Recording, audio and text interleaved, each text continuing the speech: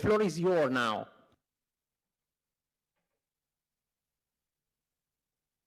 Okay, yes, I guess you hear me. Yes, we can.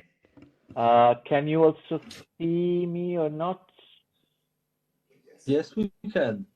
Okay, very good. Let me just put the camera here so that I see. Sorry. Yeah. Okay. So that's it. You see and you hear me, right? Correct.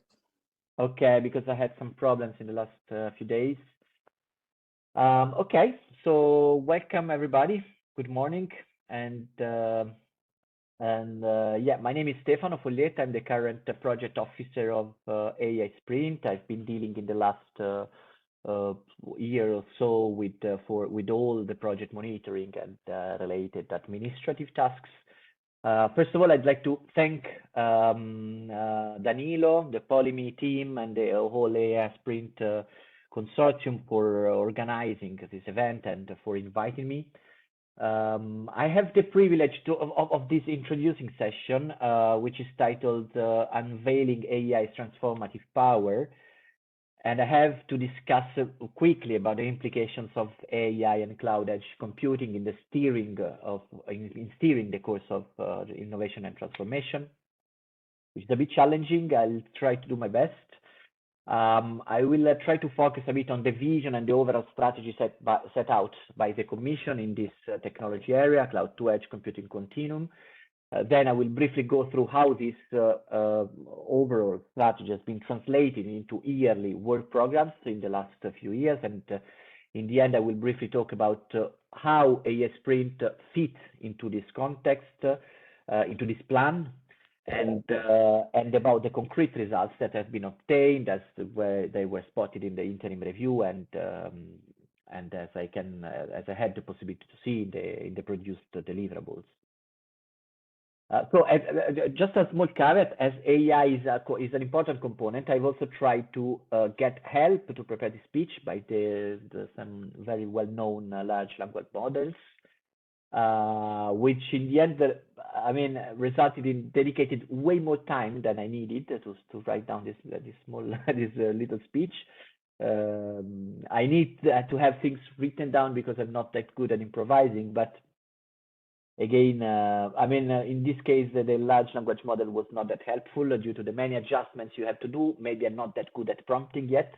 And also because we cannot, of course, provide to it any non-public information. So it was not that very helpful.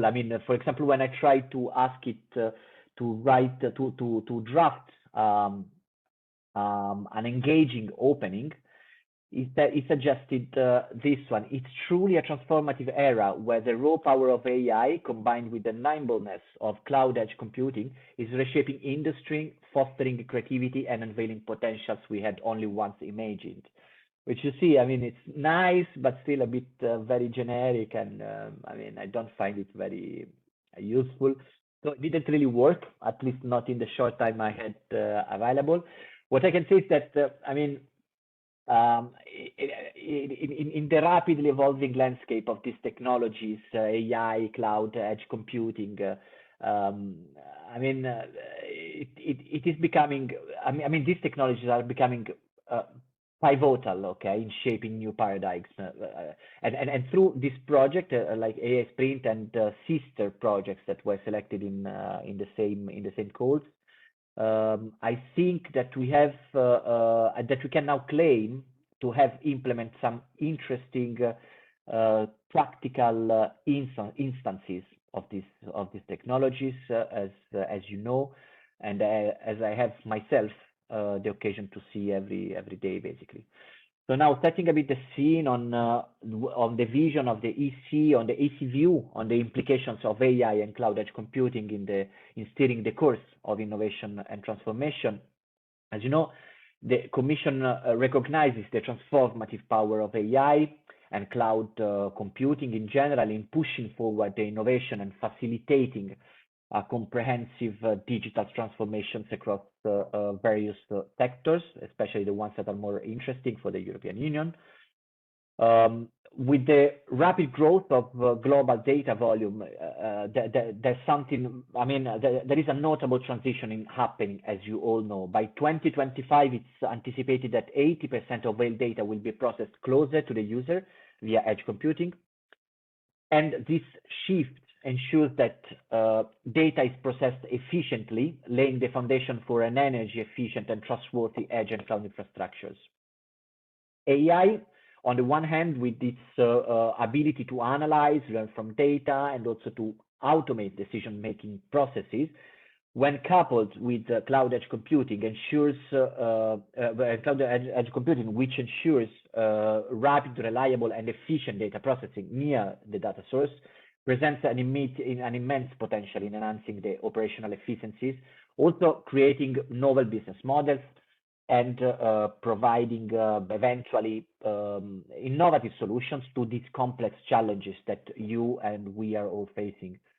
So within this context, the Commission perceives these technologies not only as facilitators of digital advancements, but as, I would say, crucial components that can robustly drive the European digital economy, augmenting its global competitiveness while still adhering to the values and the regulations such as GDPR, but we have many others in this field that are in the end the safeguards of the rights and privacy of the European citizens.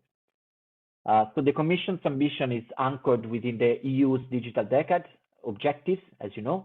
By 2030, the target is for 75% of European businesses to utilize cloud edge technologies, coupled with the development of 10,000 climate neutral and highly secure edge nodes to facilitate rapid data transfer, which is quite ambitious.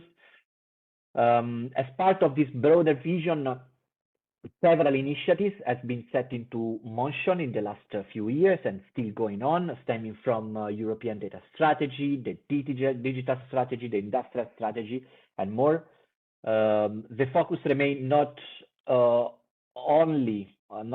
on the adoption, but ensuring a coherent and harmonious transition with keeping in mind considerations like sustainability, data protection, security, which, as you know, are all very important.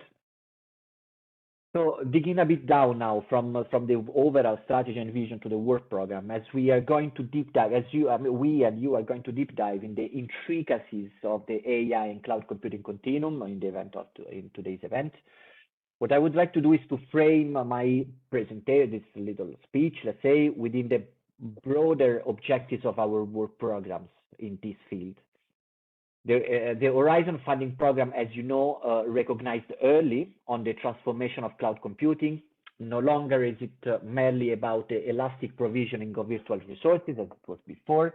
Instead, now it's evolving toward a more comprehensive and adaptive hosting environment that embodies what is called everything as a service concept, seamlessly transitioning from the centralized cloud to the edge and transcending from the core infrastructure up to the application layers.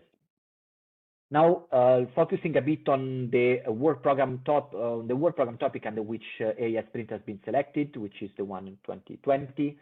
The identified challenges were very relevant, in my opinion, in our opinion, which was to create a holistic cloud solutions and test beds that amalgamate varying execution platforms, okay?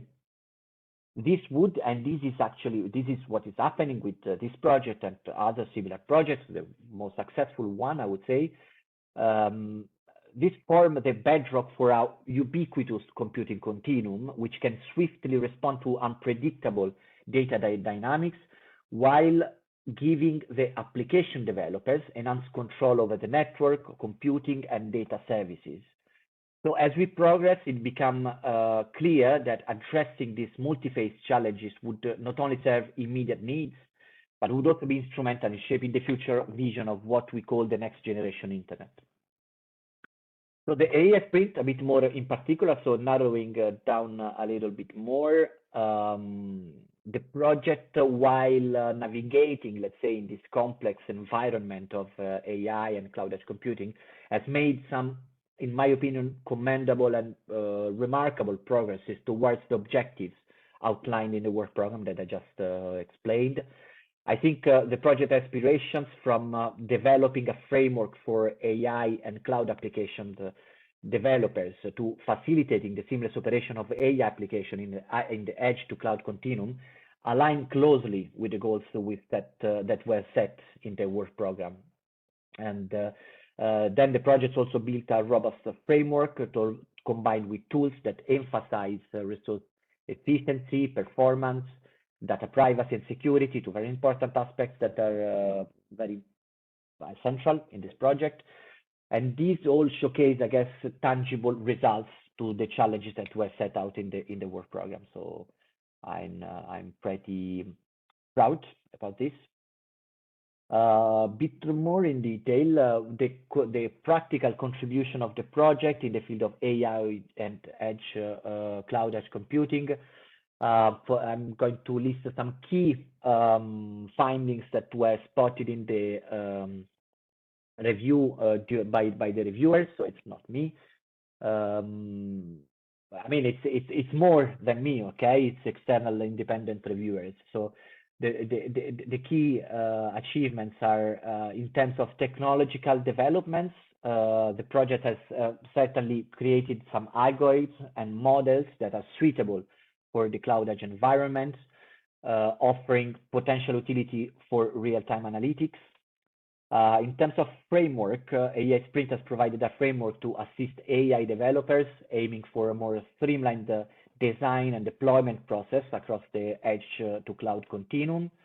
The project has also engaged with industry and academia, fostering collaboration and knowledge exchange, which is also a very important component of the work program.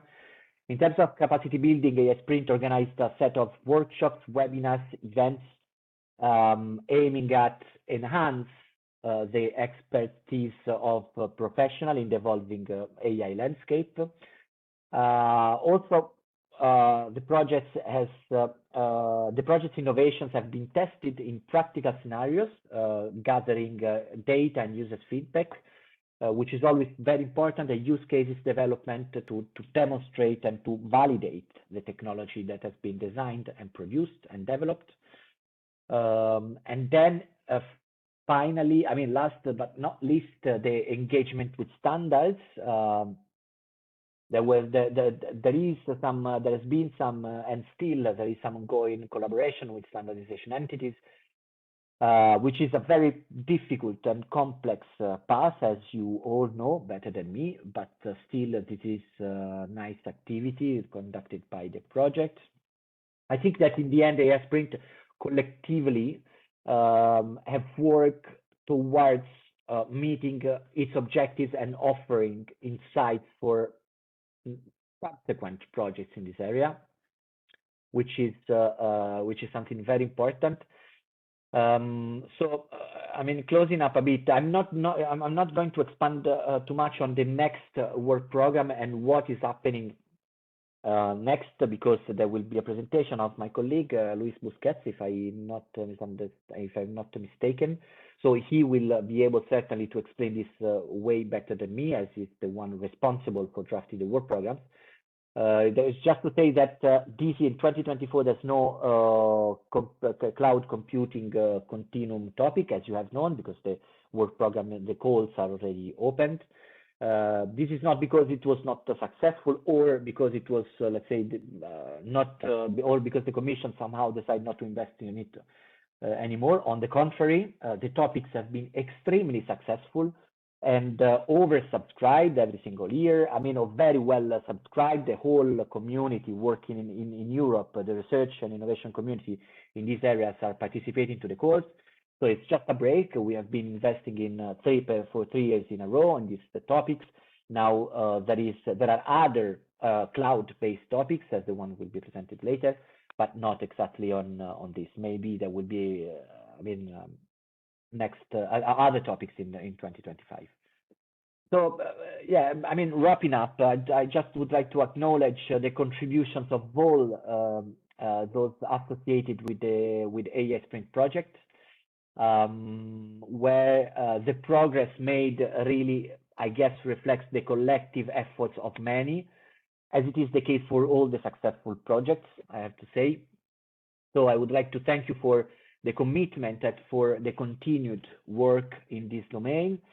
And also I would like to thank you, Danilo, the Polyme team and the whole consortium for the work you're doing, for hosting this event and for inviting me. I hope it was my speech was good enough. And I wish you all a nice continuation and a nice day. Thank you very much. If you have any question, of course, I can take them.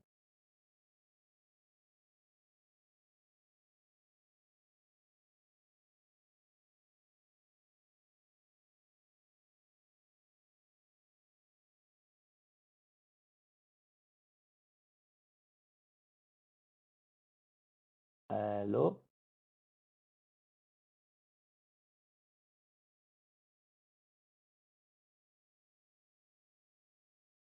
I hope you guys heard me. At least the remote people were able to hear you. Daniel, I'm afraid you're muted. Sorry, say it again. Like there was no issues with. Okay, very good. Luckily. So we wait for Danilo or someone else to take the control. Okay, so thank you, Stefano. Turn that one on. It looks like, can you hear me? Yes, yes, we can hear you. Okay, good. So thank you. We would move to the forward. I mean, it looks like that audience don't have questions for the time being, and so really thanks for your introduction and for your time. Thank you. Let's get in touch these days also for the finalization of our review, actually. Okay. Very good. Yes, we will. Thank you. Thank you. Thank you.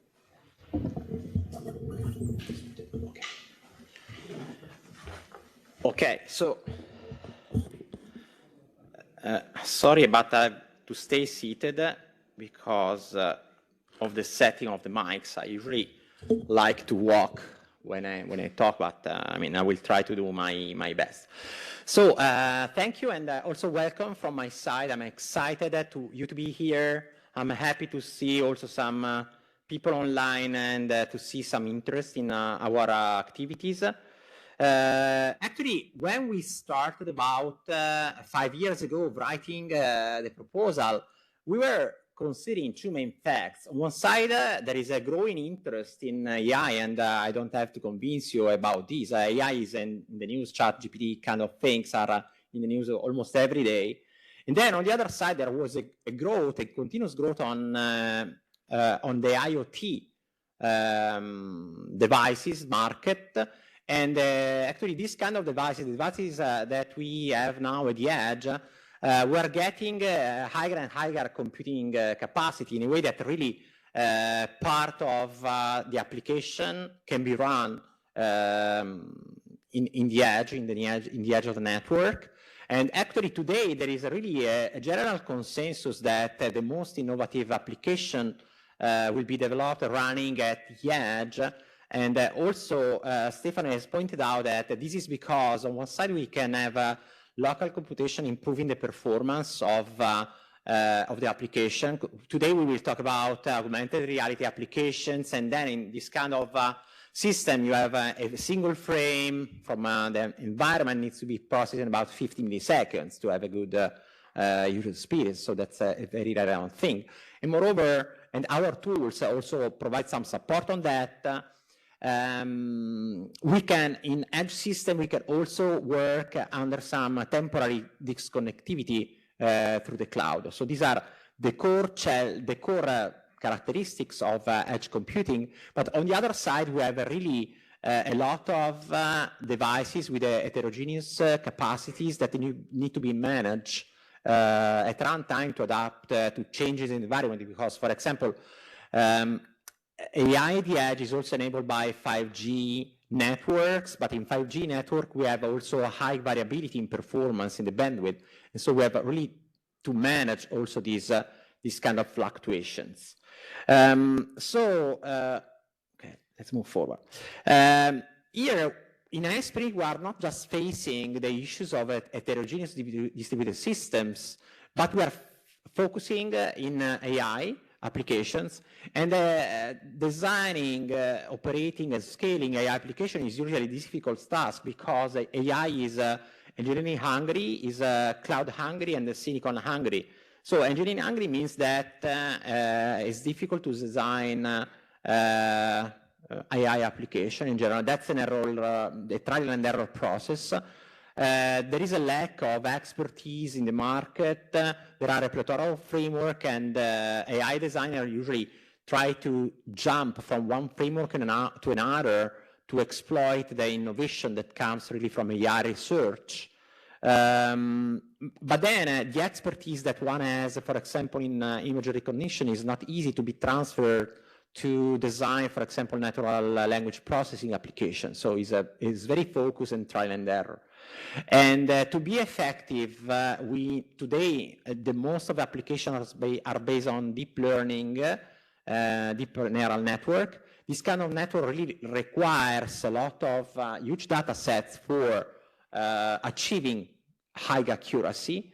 And then coping with large data volumes introduce issues for processing these data sets and for privacy and security. And then when we move online, we said AI applications are computing intensive. They require and today exploit accelerators that run also in the edge of the network.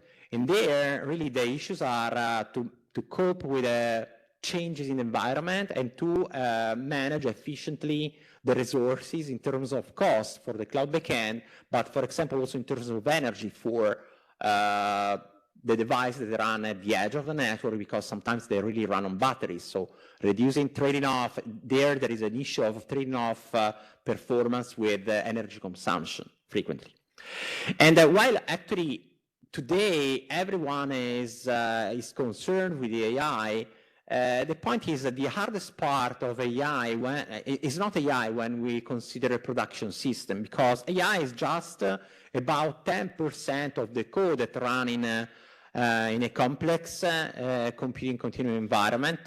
Huge part is related to writing the code, cleaning the data for the training. But then when the model is in production, we need to, on one side, to monitor the AI models in a way that we should cope with model drift, because maybe in the beginning the model is accurate, but then your data is changing, so you should retrain, you should catch when it's needed to really to retrain your models.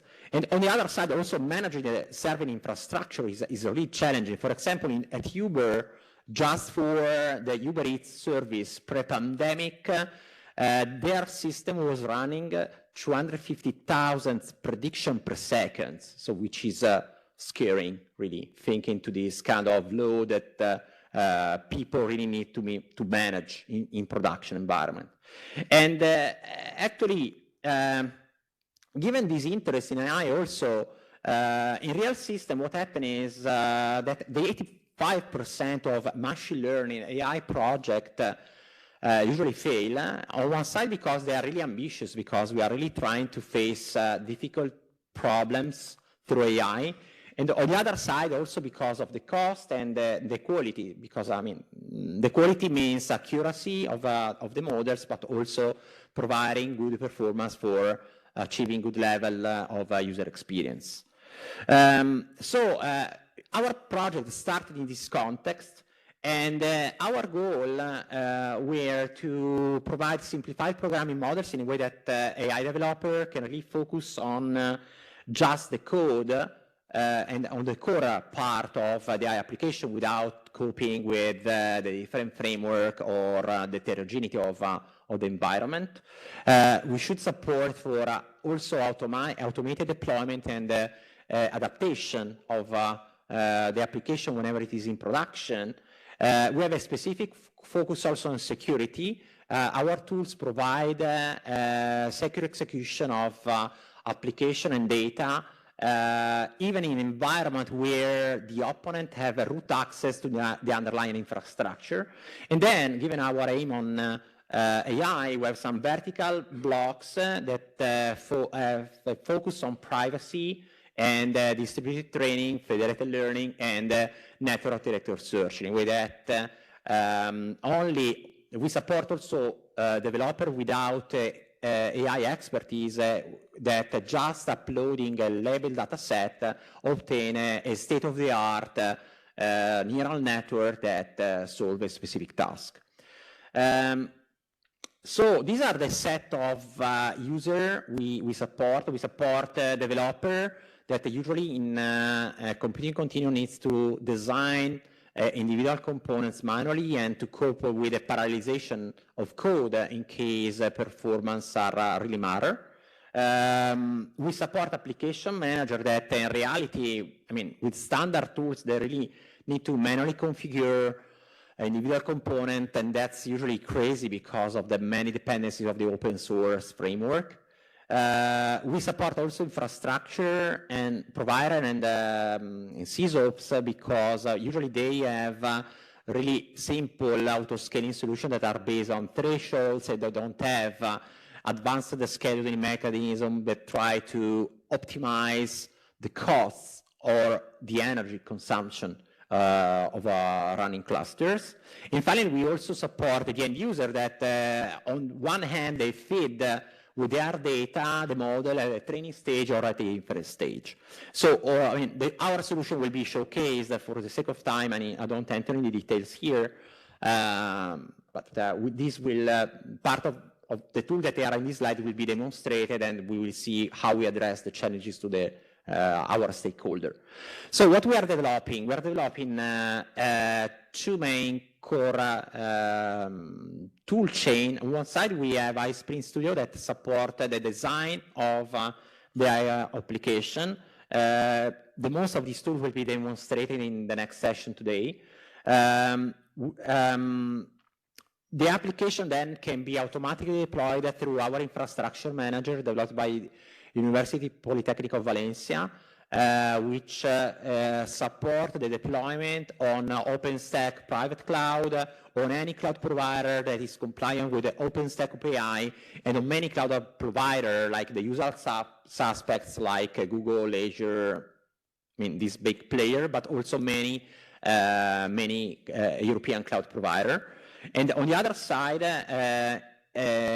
for what concerns the runtime, we support the execution for the cloud backend on this cloud that I just mentioned. And then we support also the deployment and execution of components in any device that can support the execution of Docker container. In case of edge server, for example, on the cloud backend, the container usually orchestrated through Kubernetes. For the runtime, we have also some vertical solution. We have some interesting solution which is provided by PyComp's runtime by Barcelona Supercomputing Center. These support the training part of our applications, while actually, okay, I dropped an animation. The inference side is supported by SCAR and OSCAR tools that are compliant with the function as a service paradigm. So execution is triggered only whenever there is a request to be executed. Then for the training part, we have an advanced GPU scheduler. We will talk about this with some testimonials today too. This scheduler has the notion of deadline, so we guarantee that the training ends within a deadline, and we minimize our energy costs for private clouds or public cost for public cloud, operating cost of the cost of use of VMs, accelerated VMs in standard clouds.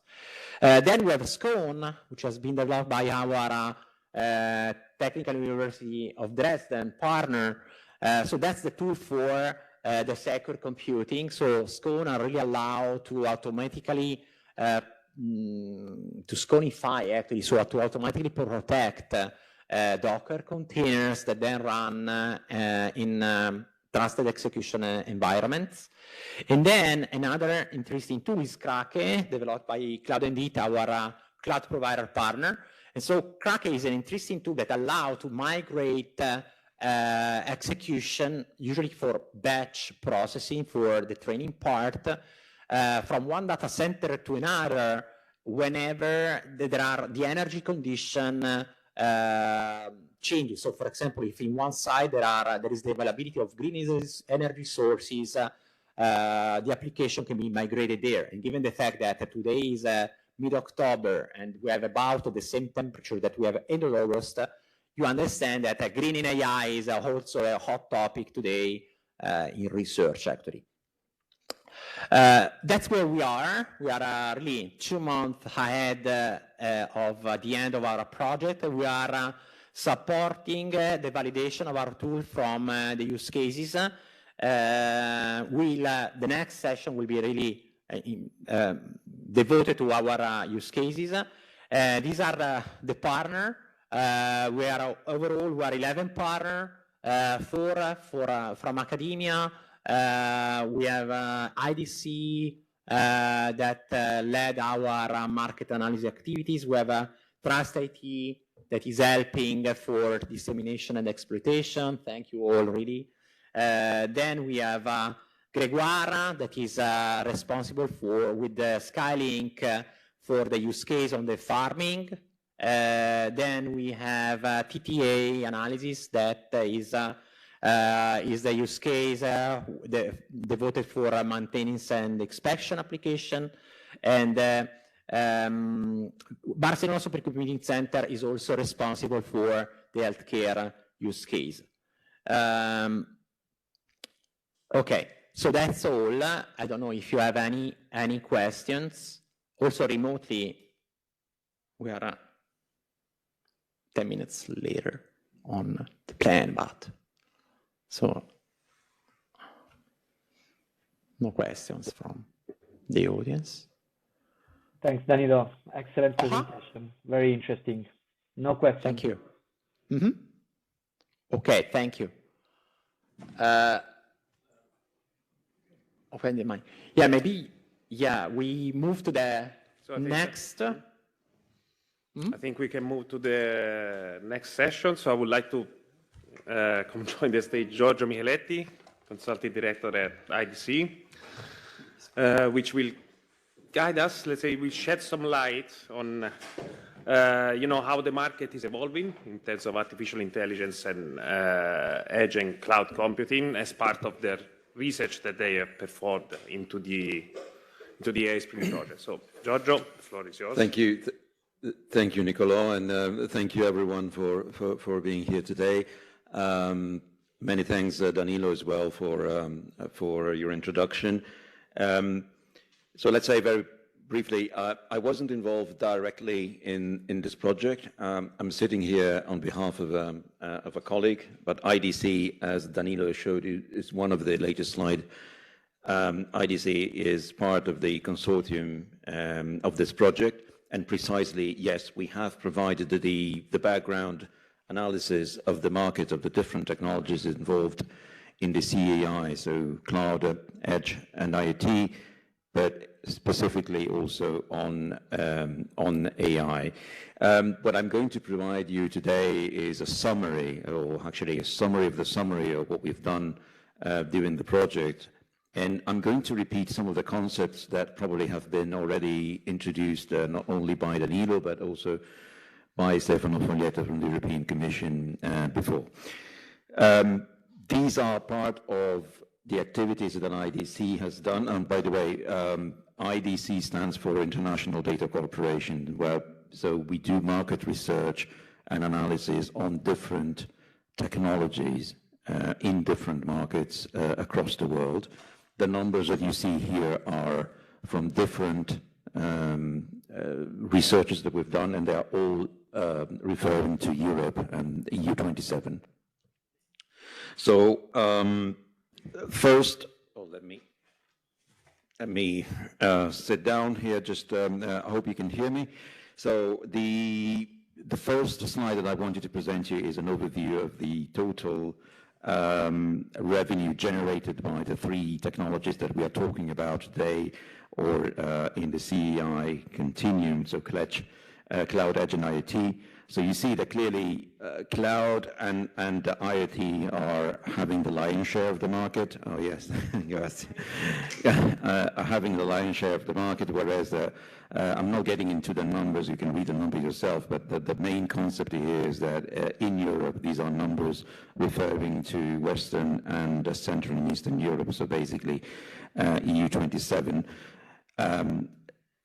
Edge spending is clearly still emerging. It's not, I wouldn't say it's lagging behind, it's just emerging. So clearly it still shows a limited amount of money that has been invested by companies in Europe. If we look at this view here, that's a bit more interesting because it doesn't talk about the size of the market, but it talks about the familiarity with these technologies and also the usage and the plans to use these technologies in the next 2 years.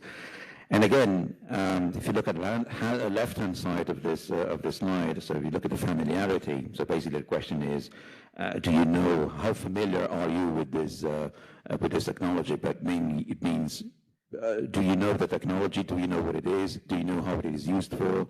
Do you know what it is the use of this? And then clearly cloud stands out as the most familiar one, there's no doubt about this, followed by IoT and edge computing. But if we ask if you are actually already using these technologies and if you're going to use these technologies in the next, I think it's 24 months here, so the next 2 years, well, the picture doesn't change. It doesn't change much. So cloud has already been used extensively or limitedly, but you can see there's 72% that are already using cloud. IoT is slightly smaller, and edge computing is definitely smaller. But if you look at the green part of that bar, there's a 30% saying that they're going to use it in the next 2 years. So clearly, it's on the increase. Focusing on cloud here, just a quick. By the way, these are results from a survey, meaning a series of interviews that IDC has conducted, both in this project and also in other projects. So we have interviewed a number of companies in Europe, and these numbers refer to actually EU27. So these numbers exclude the UK and are focused on of the EU member states. These are the results for the total EU27. So when we talk in cloud, obviously we need to distinguish between the different types of usage of cloud. And you can see at the very center of this slide, then the balanced approach is the one that is chosen by the vast majority of respondents, meaning the vast majority of companies that we have been interviewed. Balanced means that companies prefer something that is both on premises or in a sort of co-location, but also has a chunk of public cloud in it.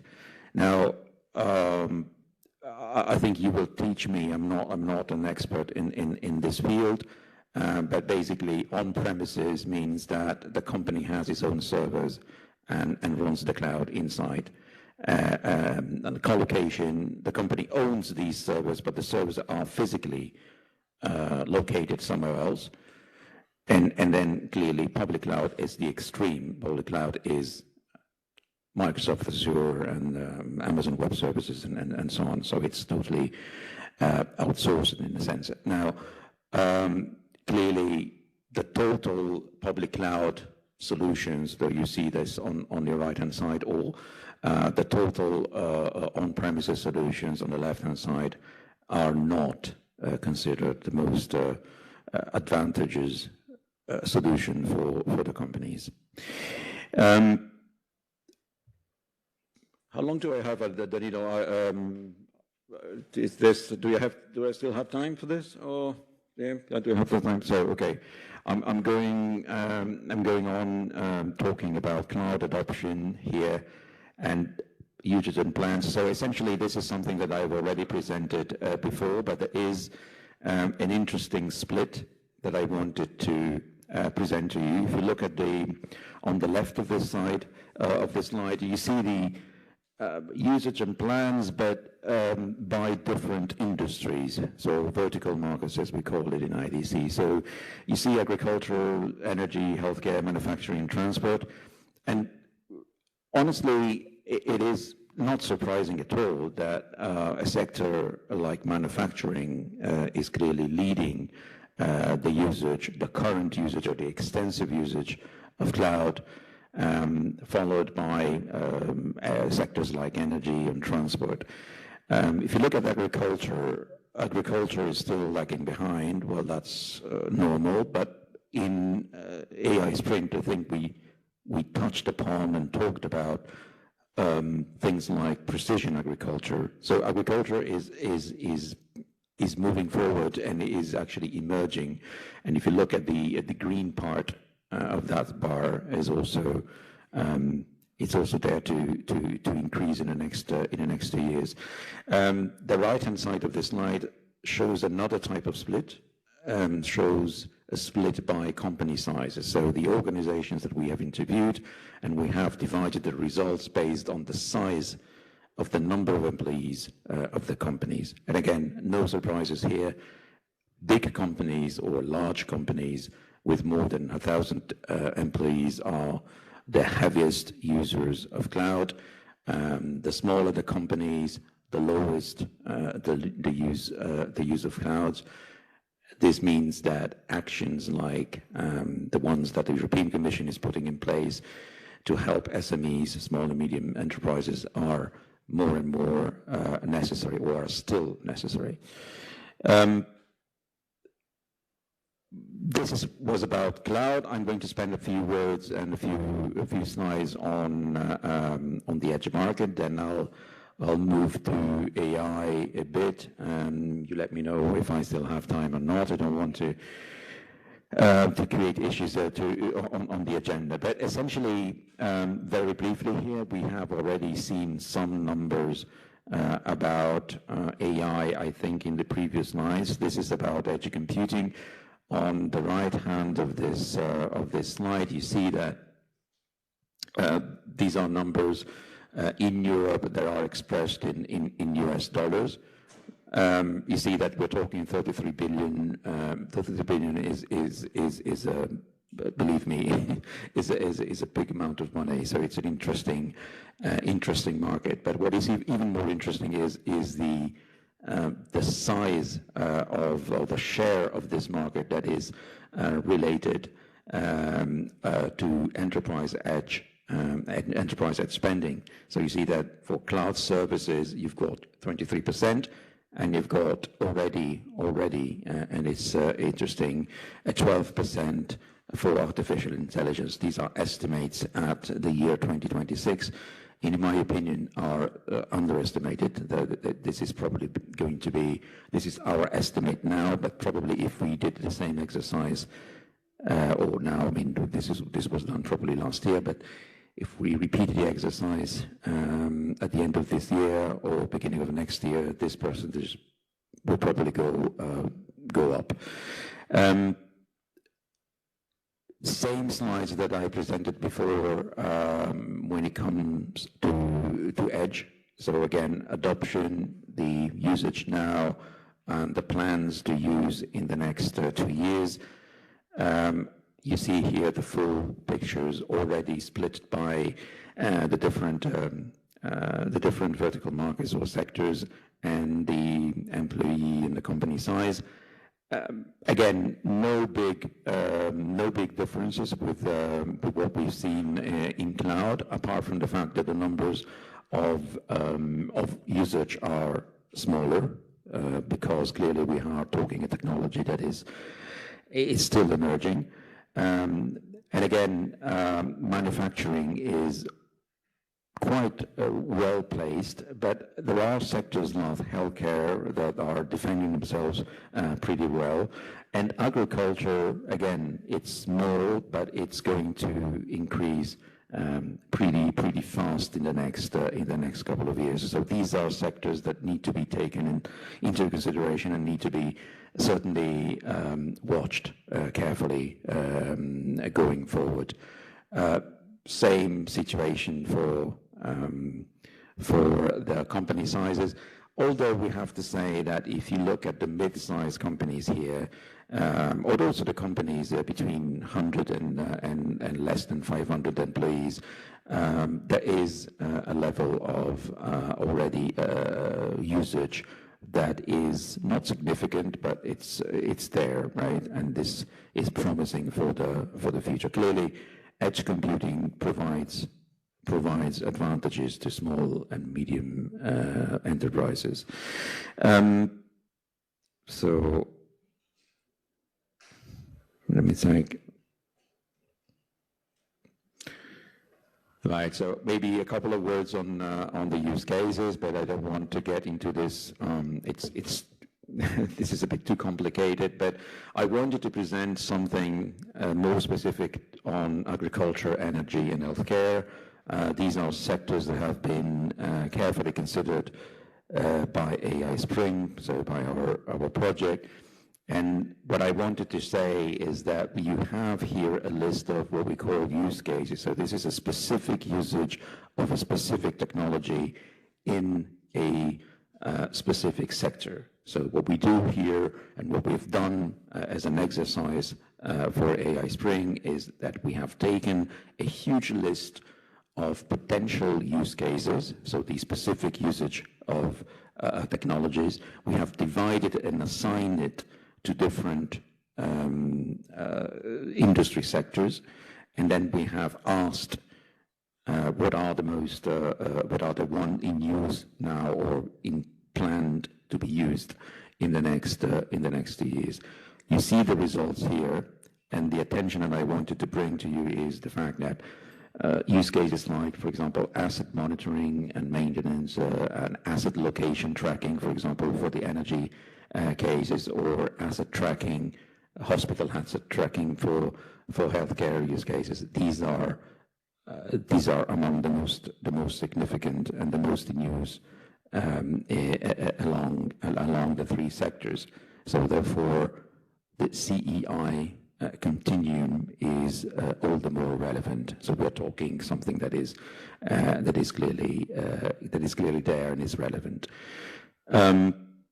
When moving to the edge, again, a few words on this slide. So on the right-hand side, you see the results of our surveys, and that summarize, let's say, the benefit of edge computers. So why are you moving to edge? And of course, I'm moving because I want to improve my security, because I want to reduce the volumes of data across the networks. I'm moving because I'm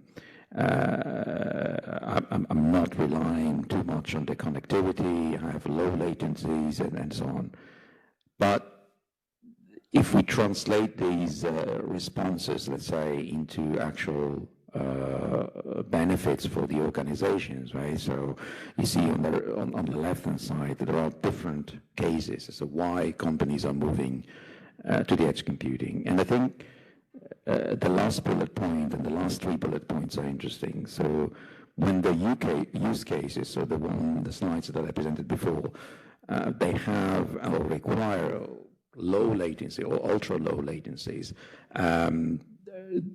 They require high reliability, and they are based on, or they need to support AI models and automations. That's where to move to the edge.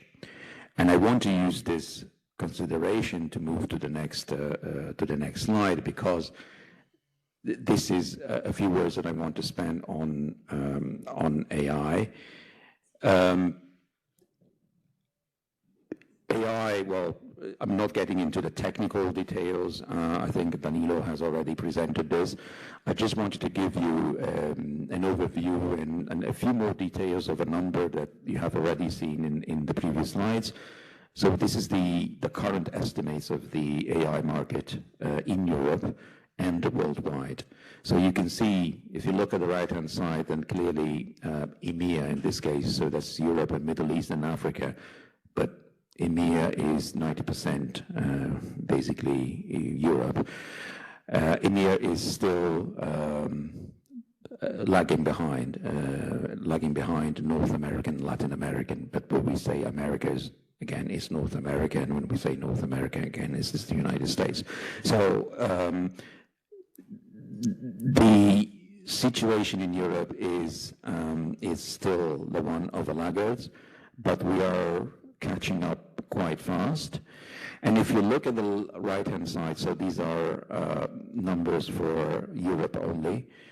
And if you see the size of the revenue growth related to the AI, and you see the growth in AI, that the growth is coming down. So this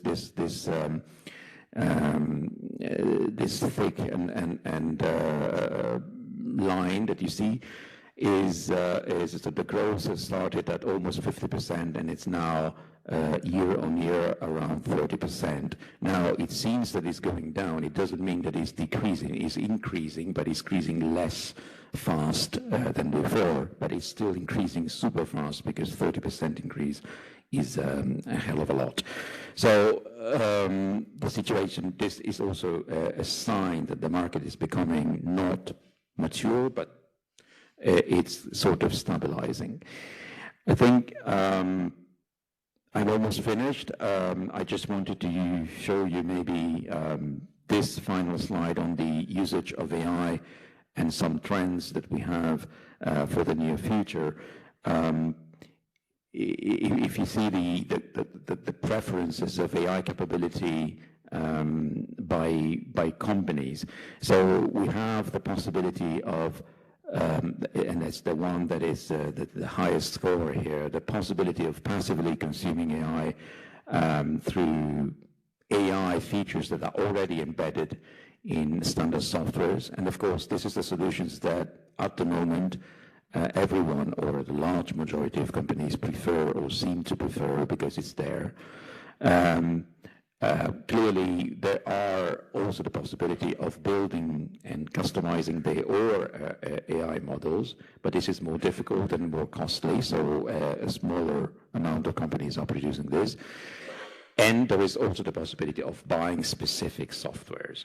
But the solution, and if you look at the latest move from companies like Google and in particular Microsoft, then you'll see that it seems at the moment that the future is the one that is already displaying the highest score here. So we are probably going to have AI and AI features more and more embedded in what we are buying as services from other companies.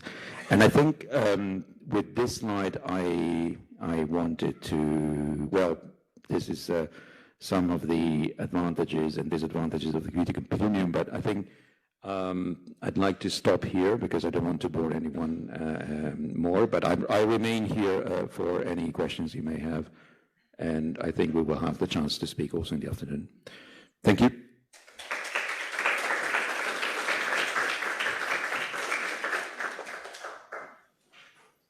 Thanks, Giorgio. We'll hear more from him also during the panel session. So I think now we have a small coffee break, if I'm not mistaken. So room is behind this door, so we can go and we reconvene at, I would say, 10:15, yes, yeah. 10:15, in a way that we are in perfect timing for the agenda. Thanks, Giorgio, for recovering the little day we had.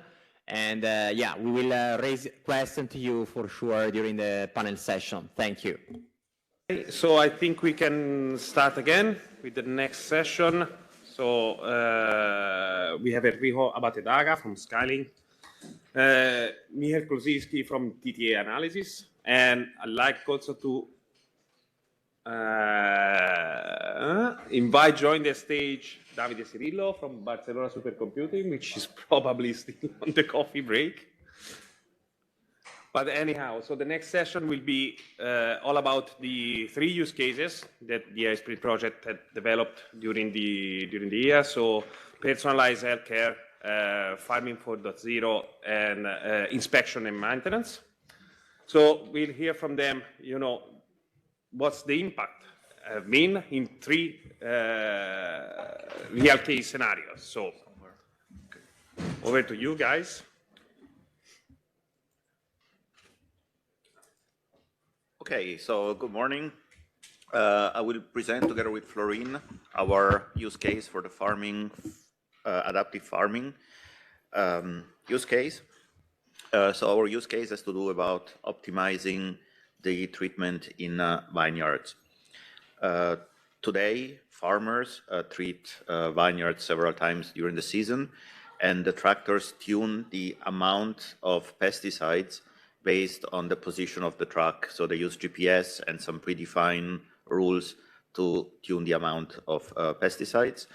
What we want to do is to tune the amount of pesticides based on the shape and the foliage volume of the plant at every individual plant level. And the goal is, of course, to optimize, but also to reduce the treatment, the amount of treatment used.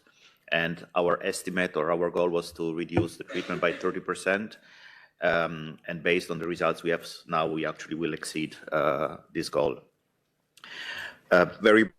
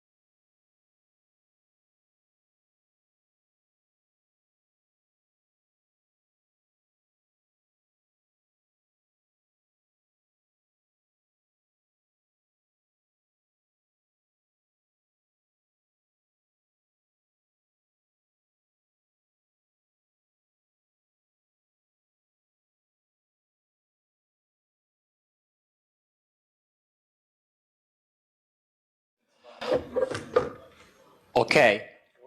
Can you hear us remotely? Apri l'audio lì, Fede.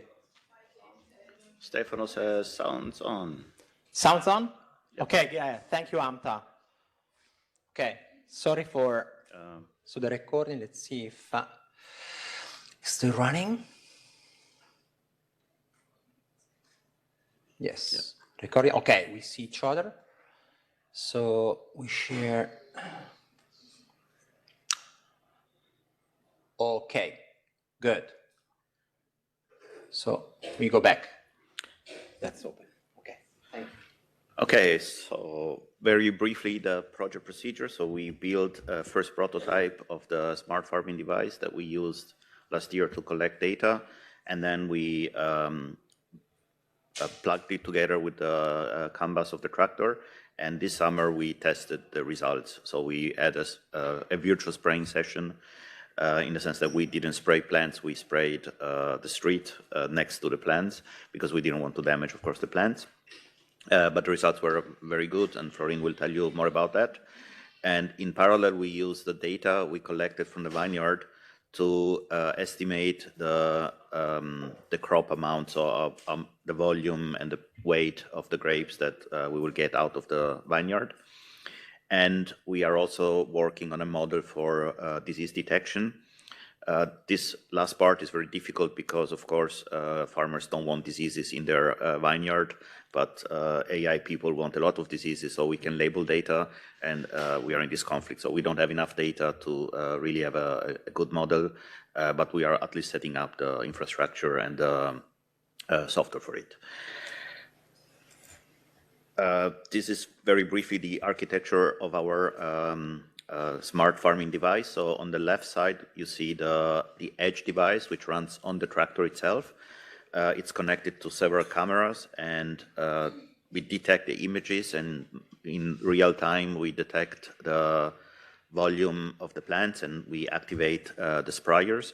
We have some issues with latency. So the camera is looking 1 meter in front of the camera, in front of the tractor, and the sprayers are 4 or 5 meters beyond the tractors. The tractor is moving about 10 kilometers per hour. So we have some tricky timing issues there, which we solved.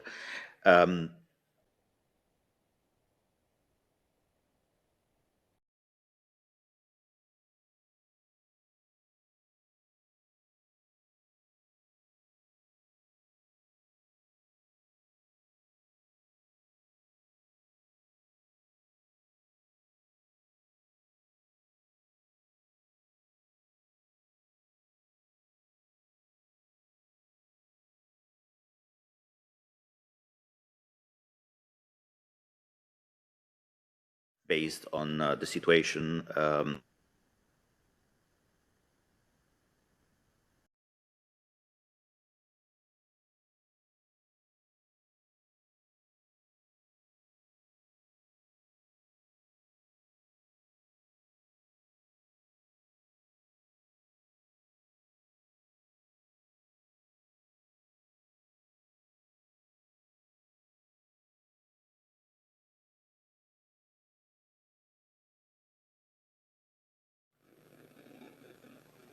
Usually when there are students, the network pressure should be noted.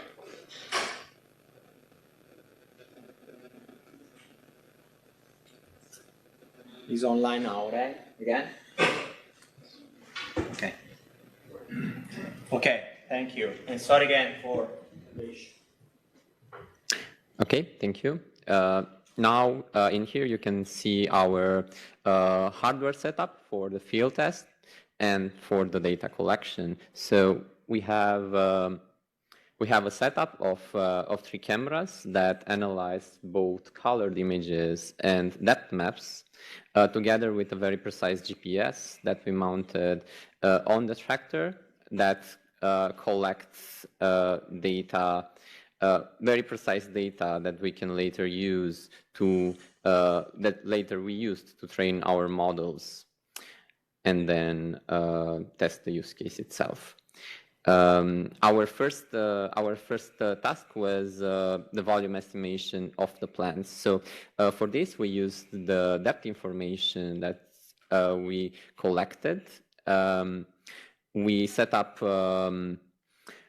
our environment on the edge device, and this is a no connectivity device. We cannot, unfortunately, spread the load of the model with any external resources, because in the fields you don't have a lot of connectivity.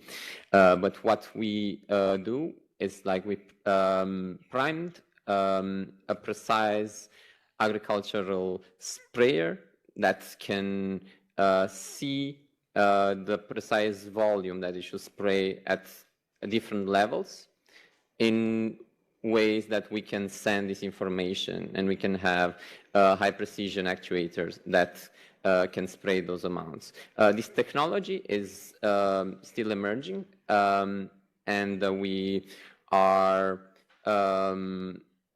preparing for, like, large commercial use of this type of sprayers.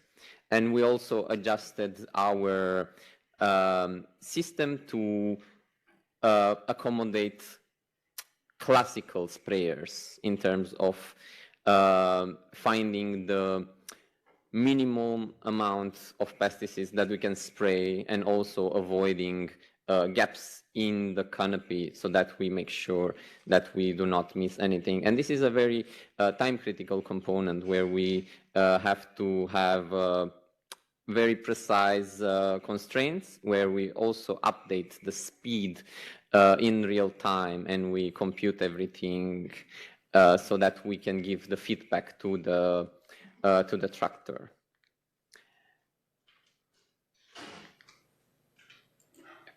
Thank you. So for this use case, we've tested different components. We also tested the OSCAR as a function as a service to be integrated in one of these fields, so that we can have easy compatibility and, like, easy scaling of these devices. In this, we have to research more on, like, production level scale, the type of processors that we can use, so that we can have reliable timings. And we also tested different metrics on the collected data. Next, please. In here, there's a video of our test field. So you can see that we have a classical sprayer here, so we cannot adjust the different modules for the sprayers. But what we did was we adjusted the minimum amount of pesticides that we need to spray. In here you can see the sprayer. It's actually on the wrong side of the row, because, as Enrico said, it was close to the harvest season, and if you spray water or pesticides or anything on your grapes, you are ruining your harvest. So we tested it, like, on the parallel row, and when our tractor goes through a side of the vineyard that has, like, no foliage or, like, reduced amounts, you can see the sprayer stopping and then starting again, and, like, adjusting the percentage. This is another view of that test. I don't think the sprayer is that well visible in this video, so I think we can move on maybe to the next slide. In parallel with the data that we collected, we developed an yield estimation model, specifically on the grape detection and tracking and counting. So as we go with our tractor doing our day-to-day spraying work, our models collect the data, and then we integrated a layer that processes these heavier models that have to process lots of data with our on-premise servers, and also to create a cloud ready system where if we have larger amounts of data, we can scale and outsource the processing to different cloud providers using the different AI Sprint tools. Next, please.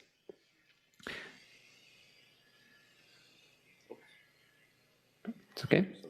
Yes. I think we are a bit slow on the update. I'm not sure if the internet is working that well. So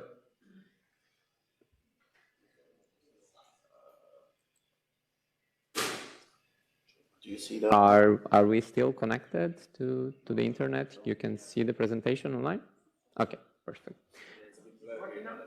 The animation probably It's frozen, yes. Yes. Stop. The animation probably. Yes. Here, so many issues. I need a Mac user. You stop, right? Yes.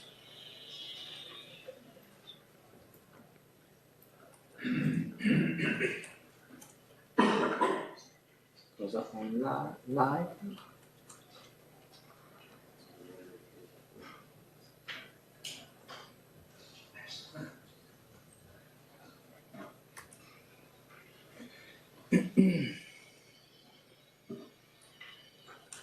As we are experiencing network problems here, you can imagine how hard it is to not experience some in the fields. Still fought by network colleagues, right? Let's hope the advance of the new technologies keep us connected better in the future. So this one is This one, yes.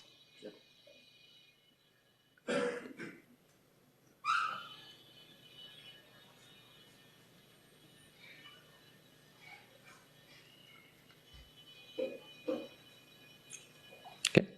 Hopefully you can see our presentation again.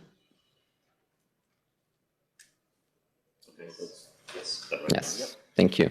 So in parallel with the yield estimation, we also started to develop the disease detection model. And as Enrico said, disease detection, it's a bit trickier because the very dangerous diseases that can cause entire crops to fail are quite rare to come by in large industrial settings like we have tested at Gregoire. But we started to develop models that can detect diseases in general, even those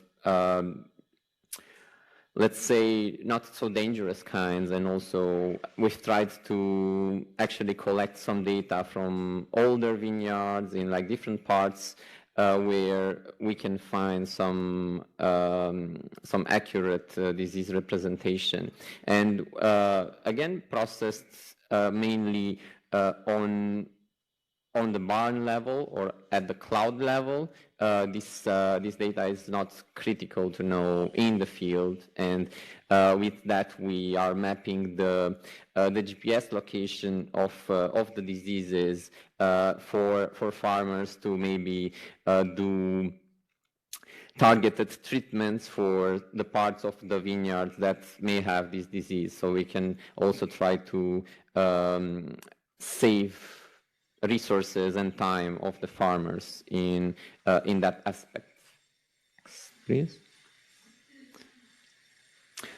In here we have the integration of the tools at the different levels. So on the On the left side, we have the edge level and the smart farming device that gets connected to our local server. We try to automate the automating data transfer so that everything happens without the intervention of any system operator, because I imagine there are not a lot of them hanging around farms or different settings.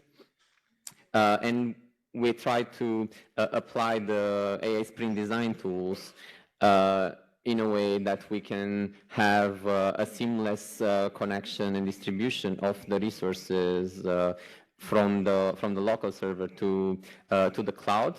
We extensively use Oscar to deploy our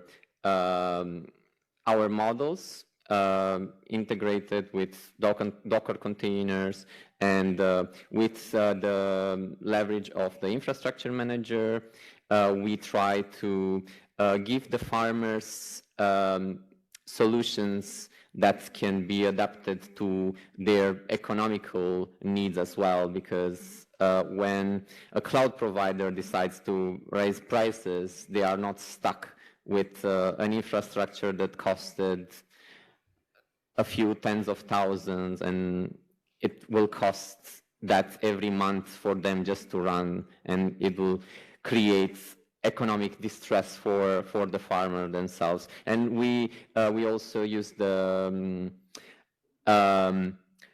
tools like PopNAS and GPU scheduler to help the development of fast data sets, because as you collect more data, we can just label the data and find an optimal neural network that can be at a very accessible level and be not requiring the need of a data or like a machine learning engineer being there and updating different models, because that's also at costs. And also optimizing the different timing of the training of the models can really leverage us some good forward points in there. And of course, we use the monitoring to visualize all the data that we collect from the field. The farmers can see the different metrics, can see where they are lacking behind, maybe in different parts of the vineyards in terms of yield, where they can identify the disease and so on. And in here, you can see maybe a more descriptive integration with the different stakeholders of the tools that I've described later. And this is it from our use case. Thank you so much for listening.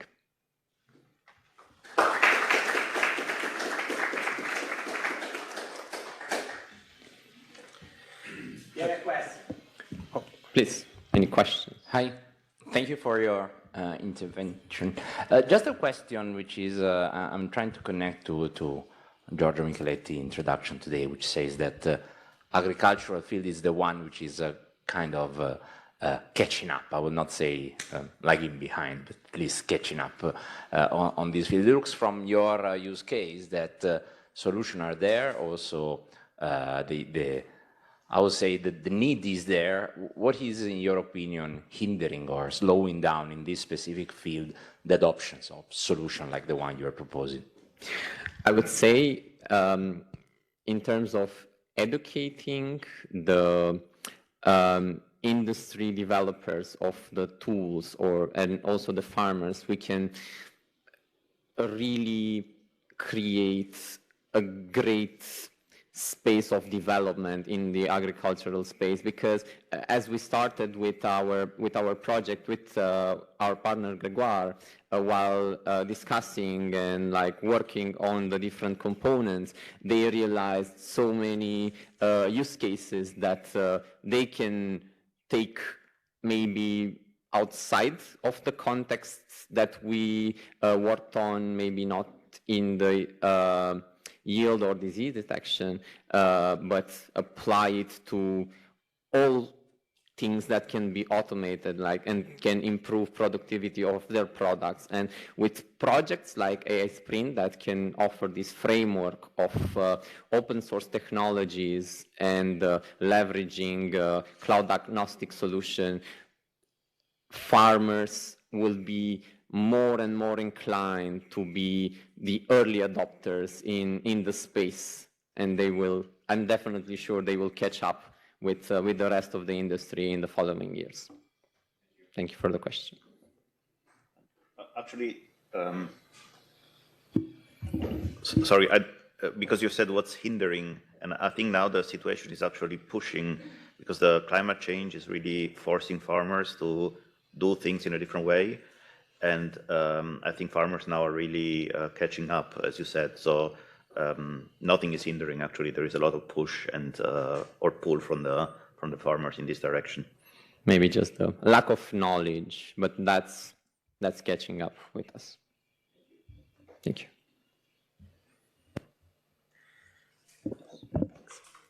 Okay, hello.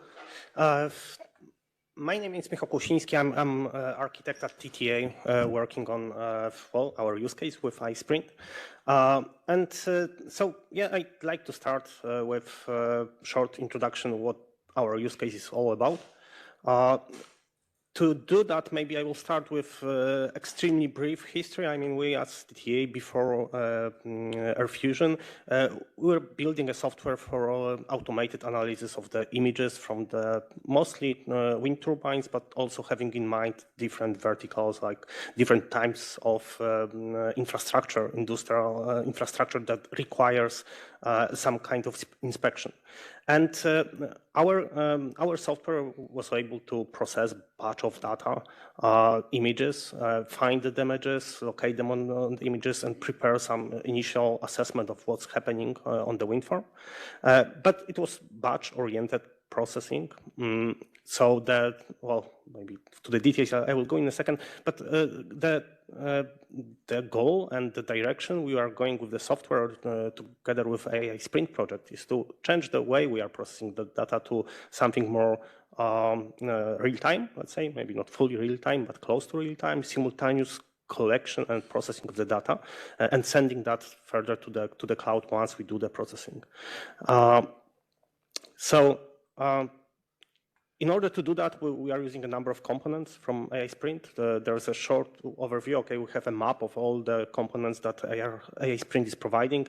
The ones marked in blue circles are those we are focusing on. So first of all, it's of course AI Sprint design and as a tool to prepare the project. There is Toscarizer to prepare our template, Tosca templates, and Space for ID, Oscar P for optimization of our deployed resources, but also very important for us, infrastructure manager that allows us for easy deployment and monitoring of that whole system. And of course, the key component for us computationally wise, which is Oscar, which we use to actually analyze the data and run our models.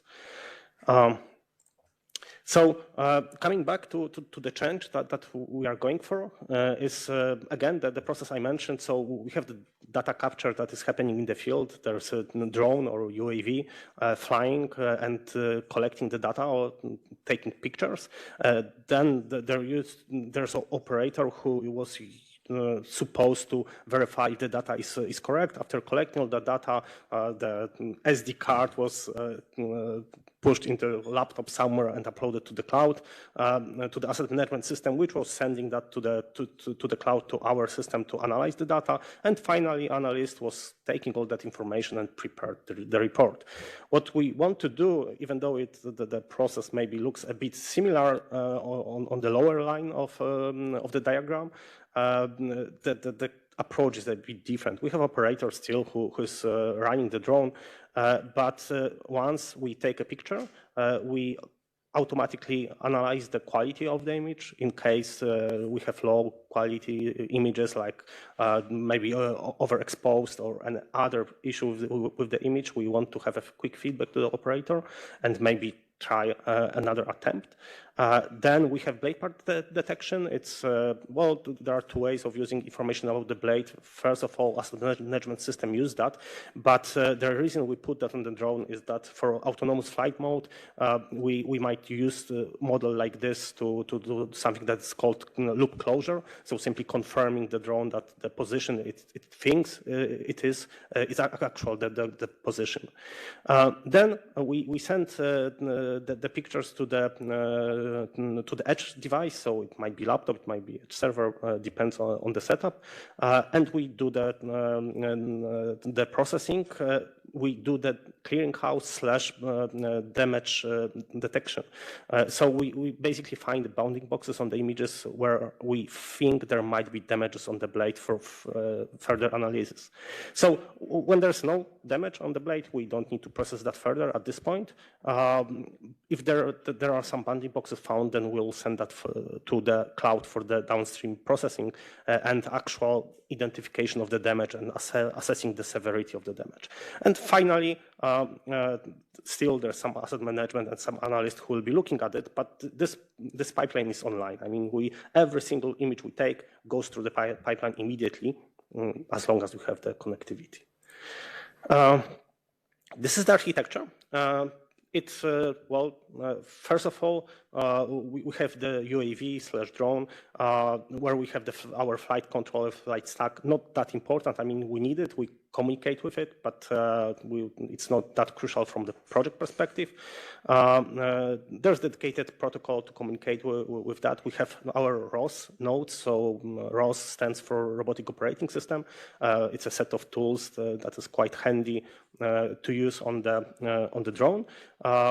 It runs on the companion computer, meaning that there's the device, dedicated computer next to the computer responsible for the flight control. In our case, it's NVIDIA Jetson Nano. And what we do on that companion computer is, first of all, we are talking with the camera, taking the pictures, but the main entry point is our orchestrator script, which takes the images and sends it for the processing. First of all, we do this quality assessment I mentioned. We do the blade part detection. The first one is a BRISC model. It's the model we are using for image quality, but it's support vector machine. Actually, it's not a neural net. The second one is actually the dense net variation, which assess where at the blade we are. And of course, there's some monitoring infrastructure on that. Once we are done, we send to the notebook. Here we have our Oscar cluster with monitoring infrastructure as well, which do the object detection part. Again, if we find some damages, we are sending that to the cloud. So that shows more or less the architecture of the whole stuff. Of course, in the cloud, again, Oscar cluster running our inference jobs together with the monitoring.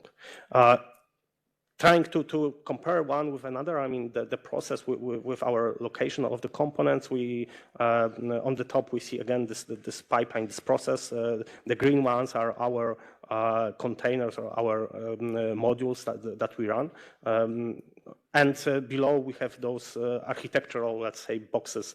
So UAV, notebook, cloud, and where those containers are located.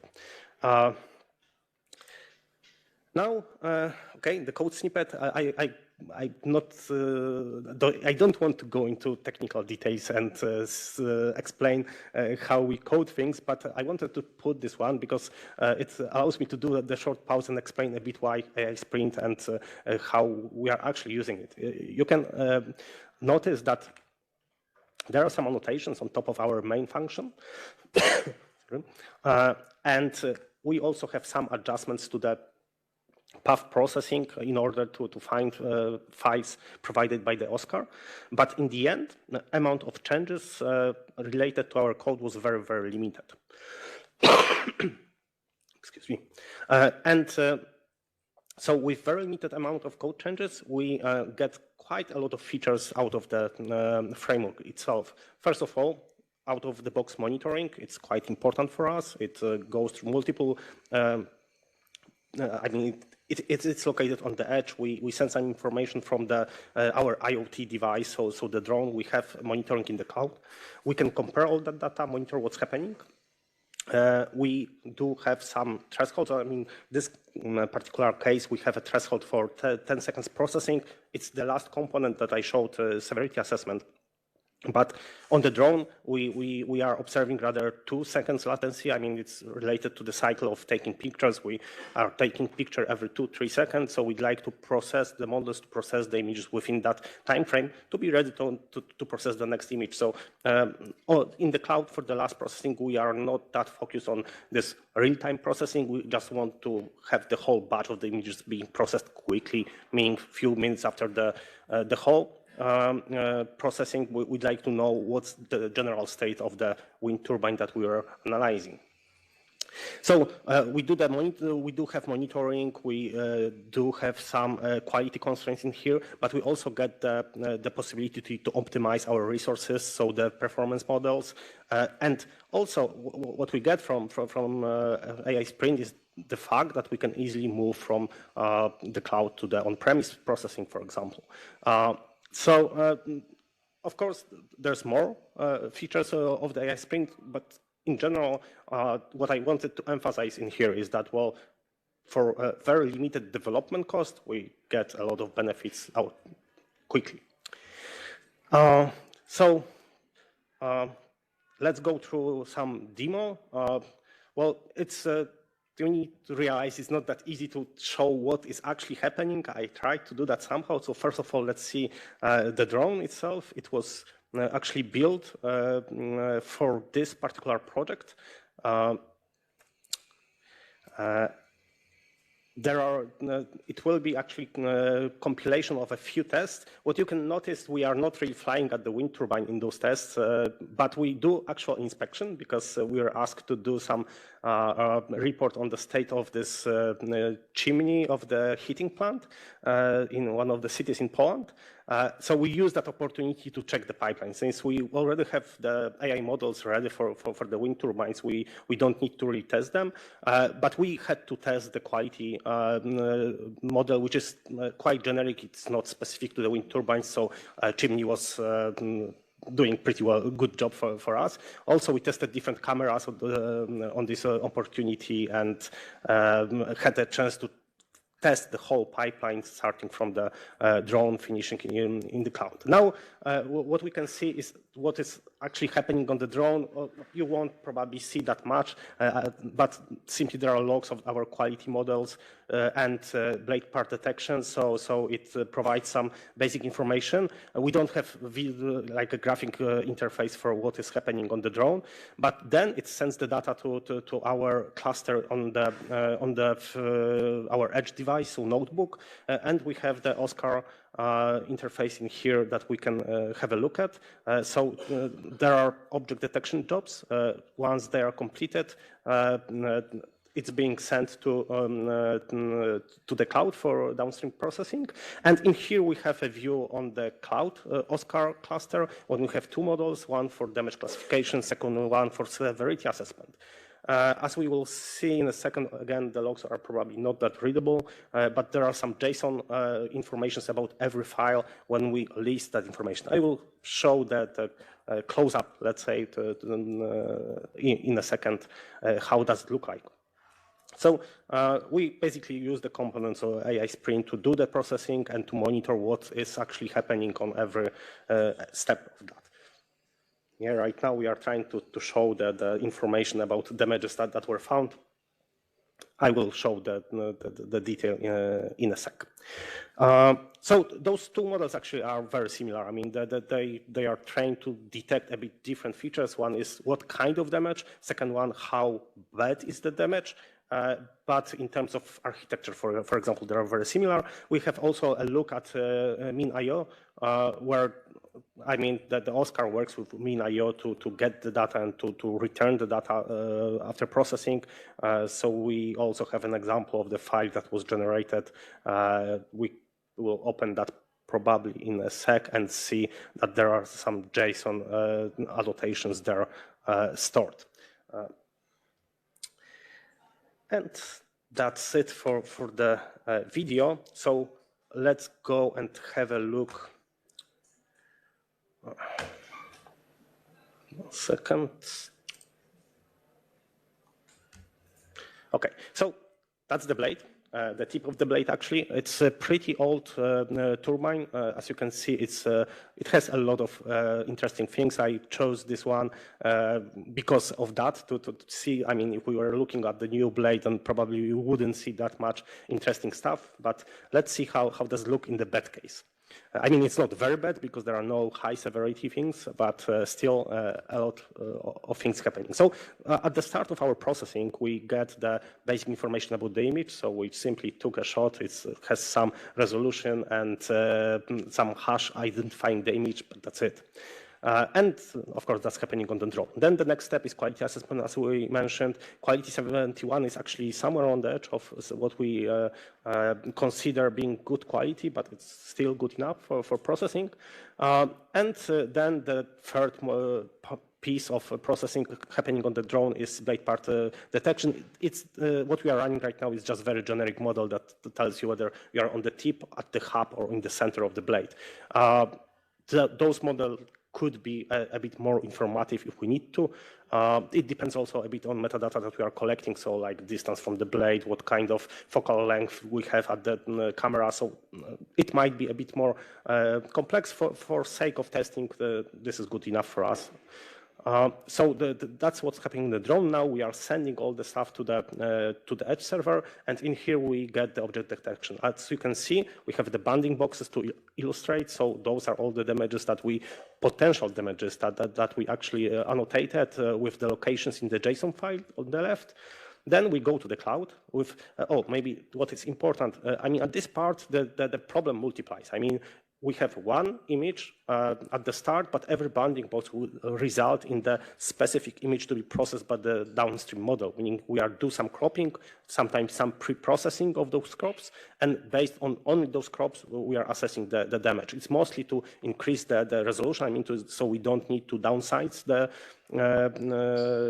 image, but also for some of our models, it also serves other purposes, not really that important right now. But it means that there will be much more processing in the cloud than we do at the edge. Now, at the cloud, we do the damage detection. As you can see on the bounding boxes, there were some shortcuts or abbreviations displayed. So we have, in this particular case, some erosion. We have some lubricant leaking, probably from this lighting protection dark dot that was probably hit by the lightning strike at some point. We have some pinholes, some pitting, and also delamination. So just to give you some context of real life, I mean, there's like 20, 30, depending on the way you are assessing damages, classes of the damages of the blade. Some of them are very characteristic for the leading edge, like in erosion, normally it happens on the leading edge. On trailing edge, you tend to have delaminations, which we also see in here. And of course, all the flying object impacts, lightning strike consequences. So there is a lot can happen to the blade working in the field. And our job is to name those damages or cause of those damages depending on the way you are assessing the blade. And finally, you have severity assessment. So one model, we had even more data in our JSON file, and we see the severities. Again, there's nothing very severe. Severity 1, 2 means that either we will fix that eventually, or we will but severity 1 is cosmetic problem, really. Severity 2 is something that needs to be, when there's opportunity, fixed. Severity 3, within 3 months, usually. Severity 5, on the other hand, means immediate stop of the blade. Severity 4 is something in between. So also depends a bit on the company, how they want to classify those damages. So that's what we actually do, or what's the result of the pipeline. Now, once we get there and we have all that information, we put that in some kind of asset management system. It's an example. Every company might have its own. So that's just one of we were working with in the past. So you can filter all those damages. You can decide whether AI made the right decision or not. You can fix those decisions, and eventually you will use that data also for retraining of the model. Yet another look. What you also can get is location of the damages. So how far from the blade tip or from the hub there's damage, with some information of the size of the damages. All that information can be used for some statistical analysis if needed.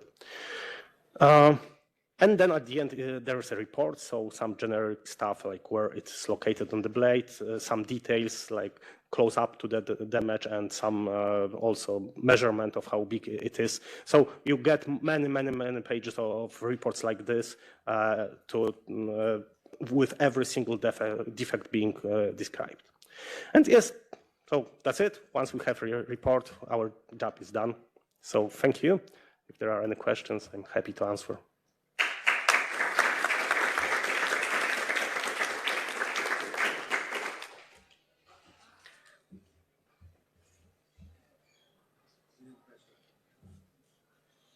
Looks like that we don't have questions, and for the second time we move to the next use case. I because actually of had this a question, network interruption, but I mean, we have one. Right. Yeah, 15 minutes budget for the lunch, from the lunch, so no worry, take your time. Okay, so we move to quite a different domain. Do you want to switch places to have better, yes. Okay, much better. Thank you. Okay, so we switch domain, but even if you know the object of study is different, we are also looking at damages in a way and diseases. But this time on humans. So personalized healthcare. This use case is focusing on one specific condition, which is stroke. This is a cerebrovascular disease, and it's extremely deadly, and it's extremely frequent. It's characterized by a neurological deficit from vascular injuries. It's the second leading cause of death worldwide, and also the third cause of disability in the world. So 1 in 4 adults suffer from a stroke, and if you are lucky enough to survive a stroke, strokes tends also to be recurrent. So really there's a lot to be done, also because these represent a really heavy toll on the health system expenditure globally. So the solutions, like the ideal solution would be a timely and personalized intervention. So timely in order to avoid such high mortality and also like those devastating outcomes in terms of disability, and personalized because we have to acknowledge that there are interpersonal differences, especially between men and women. This is something that is very often regrettably neglected. And with this purpose in mind, the use case is focusing on this particular disease. And so the Barcelona Supercomputing Center partnered with an initiative that is called Bioinfo for Women from our institute that is focusing on women's health, and a Spanish manufacturer of wearable devices for cardiovascular diseases and cerebrovascular diseases called Nubo, and also a patient association, again in Spain, that is called Freno Alictus. So essentially what we aim to do is to provide solutions for stroke care, in particular for trying to predict in a timely way the risk of having a stroke. Stroke by itself as an event, it's practically impossible to predict. But we can infer the risk of having a stroke based on, as we will see later, some risk factors, and in particular based on information coming from wearable devices. So in this solution, indeed, we are leveraging edge cloud computing solutions and wearable technologies, which both provide for this particular medical area the timeliness that we are looking for, and also importantly, the non-invasiveness. Of course, you want those devices to be non-invasive. You want them to be used in the general population, especially for this kind of large-scale continuous monitoring that we are aiming at. Okay, so here you have a very high-level overview of the architecture. So let's start. I will walk through this. So let's start from the orange box. So this is what we do on premise, which basically means, for instance, at the Barcelona Supercomputing Center. So we have some data that we collected in various ways. I will show you later how. And we are using our high-performance computing resources, because this is very high volumes of data, in order to train in a distributed way a model for assessing the risk of having a stroke. Then this model is deployed in a cloud, and this is the place where basically this model meets with this information coming from users, specifically electrocardiograms that are recorded using wearable devices like smartwatches. This can be, for instance, Fitbit. It's very popular, that are generally associated with a companion app. Now, what the model does is to give a prediction of this risk, and this information is provided to the medical doctor in a mobile app that we designed, but it can also be, for instance, like their personal computer. Now, why this information is not given to the user? This is kind of an ethical point, because there are a lot of consideration about, the sensitivity of this information and how to actually inform the user about this. So for sure, this is information that is extremely valuable for a physician, and in order to understand and to take actions on how to manage this kind of situation. So these arrow points to the medical doctor and not to the user just because of this. So there are like some ethical points that need to be addressed when you are dealing with healthcare applications. And we are also, like, in the use case, considering this kind of aspects. Okay, so let's start from the development of the model in our premise. So, as I said before, we collected data, and actually we have two sources of data. One is a public database that is called Physionet, that provides information on electrocardiograms, and in particular labeled as normal electrocardiograms and electrocardiograms that display atrial fibrillation. Atrial fibrillation is a kind of an arrhythmia that is probably the major risk factor for ischemic stroke. So it's very important. The first thing that you want to do when you are dealing with stroke is to identify atrial fibrillation. This is the very first thing that you want to do.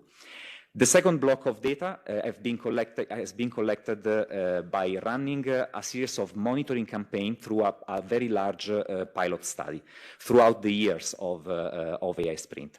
We will talk about this in a few slides, but basically this allows us to have real-world data, so from people living their daily life, who are survivors of stroke and healthy individuals. And but we will talk about the pilot study in the next slides. So let's focus our attention on the first source of data, so the public data. We developed this model that is assessing the risk based on the detection of atrial fibrillation. And in order to do this, as I said before, we leverage the high-performance computing capability of Mare Nostrum, which is our supercomputer, and in particular a Python library called DSLib, which is based on COMS, which allow us to essentially train machine learning models in a distributed way. And this is extremely handy, especially when you are dealing with a lot of data. And so, yeah, here is like some information on, a bit of pre-processing that you need before running those models, and also the performances of those machine learning models. We try many of them. All are implemented in DSLib together with others. The ones that we tested here, you can see key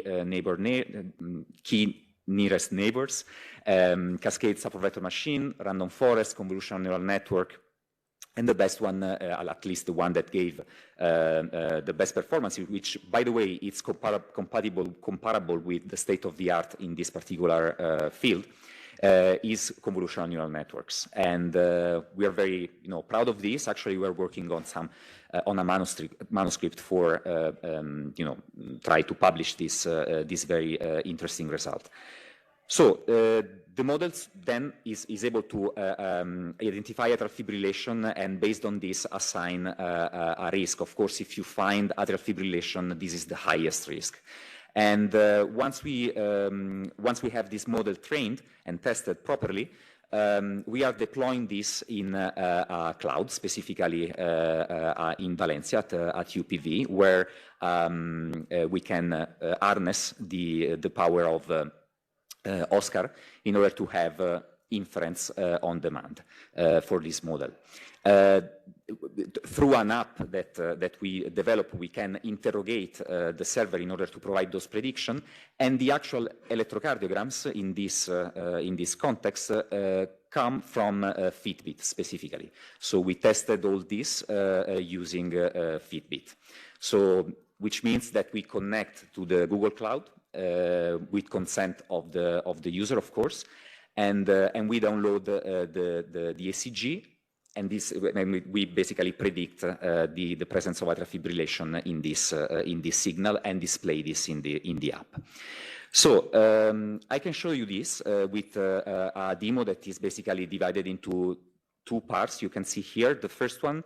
It's very quick. It's essentially how you retrieve, how you can like in a seamless way retrieving those electrocardiograms from the Google Cloud. And the second one is more on how to actually run the model and display this in the app. So, well, I mean, this is very quick. It's essentially like retrieving this information. The important thing here is that, as I said before, we can get this information based on the authorization of the user. So in order to connect, to retrieve this information from Fitbit or whatever smartphone, you need the user to consent this. As for the second part, we can see here. Okay, I can skip this and this.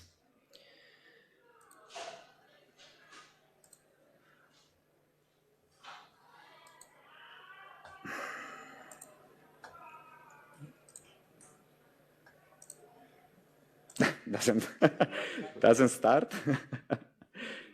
Sign up, probably. You have to log in. Try to sign up. Otherwise, maybe it goes. I can show you like this. Look. No, not working.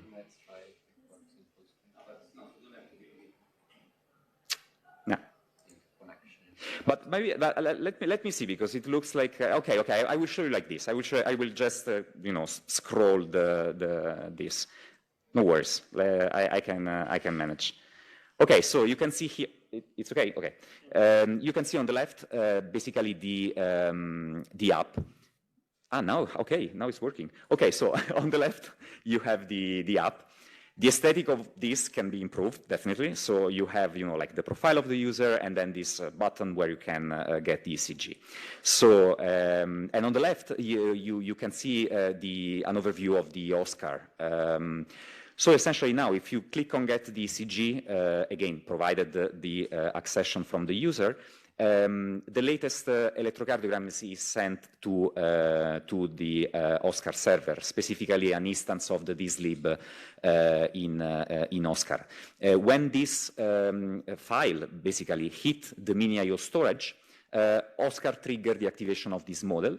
You can see here that indeed the file reached this location, and you can also check some logs exactly on how this inference is going on there. And yeah, the prediction is, it's very immediate. In this case, it's class 3, which means it's a normal electrocardiogram. And again, the connection with the app, so you can visualize this in the app. So again, of course, the app also allows you to actually see the electrocardiograms in the way as I showed you before. And we are working on improving, the aesthetics and how the information is actually displayed. But in terms of connections, especially with the assets that for us are interesting, we have it. So how can I go back to the presentation? The tab, the browser, the big tab. Maybe I can. The one in the middle. Okay, yeah. Here we go. Okay. Let's see. Okay. Right. So going back to the data, so we saw that we use this public source to develop a model for atrial fibrillation detection, and we implemented this into an app. Okay. Now, how we test this? Like we, of course, we look for a more real-world scenario in which we can test this. And so for this reason, we ran a pilot study. So as I said before, those are essentially like two groups of volunteers. This is, it looks like a clinical study because it's essentially like based on case and controls, which in our pilot study are represented by stroke survivors and healthy individuals. It is not a clinical study because it doesn't happen within an hospital. This is on a voluntary base, and it has been organized thanks to the efforts of our collaborators from this patient foundation. So the data is based on a textile produced by Nubo, which contain electrodes, and it's a really interesting wearable device because it's able to continuously record day and night up to 30 days electrocardiograms. And then another type of information that we collected from all those people is a lifestyle questionnaire that has been designed by our medical advisor. It's a neurologist in a hospital in Madrid that is pointing to specific risk factors for stroke. And there are European standards that allow us basically to go from this questionnaire to specific risk scores. Okay, so this is a way in which we can then validate. And this is basically like how this pilot study was run. So we ran two monitoring campaigns in Madrid that first of all started with a training of all those volunteers. So we had to explain them what they had to do, like how this device needs to be used and what is the purpose, and then all the ethical and legal aspects of this research, which, by the way, has been addressed in a very meticulous way, again, by the patient organization, which helped us also in these aspects. So the total number of volunteers that we monitored is 26. For 23 of them, we have both information, so the long-term electrocardiograms and the life questionnaires. Unfortunately, one dropped out. This is a very young patient that suffered a stroke, 19 years old. And for this, for him, we only have the questionnaire, so we don't have the ECG, anyways. And two of them, they live in very remote regions of the Madrid community, and so like we are waiting for them to send the questionnaire, but we are going to have them soon. So the total number is 26. And here you have some summary statistics in order to have an idea of their situation. So the stroke survivors are a total of 9. 3 had an hemorrhagic stroke and 5 an ischemic stroke, and then one of them had both. The healthy individuals are 14. The age is quite interesting because it spans from the 30s to the 60s. Generally, these kind of studies are done like in the elderly, of course. But in our case, like we have an average age of 46, which is interesting. And then most importantly, especially for the things that I was saying at the beginning, we have a balance. We pushed like this study to have a balanced representation of female individuals and male individuals. So we have 10 females, 4 of them had a stroke, and 13 males, 5 of them have a stroke. Right, so what we are doing with this data, we are basically, as I said before, we are looking at this lifestyle questionnaire in order to assign specific score. We are using our model to detect atrial fibrillation. It has been identified in 2 or 3 cases, luckily, and then we can assign like those scores based on the risk factor that are reported in the questionnaire in this way. So you have the questions that are there, essentially points to adverse lifestyle behaviors, like smoking cigarette, physical inactivity, unhealthy diet, this kind of information, which are causative which are very high risk for several diseases, like hypertension, diabetes, obesity, and so on and so forth. Those diseases are comorbid to stroke. So those essentially like represents by themselves risk factors. So having this can lead you to a stroke. Those are the ones that are modifiable because it depends on your lifestyle. Then there are non-modifiable risk factors, which are your age, your sex and gender, family history of those diseases, and this as well contributes. So this, like a typical standard way of evaluating stroke risk that we can do based on this questionnaire, and that we want essentially like also to associate with the analysis of those electrocardiograms by themselves.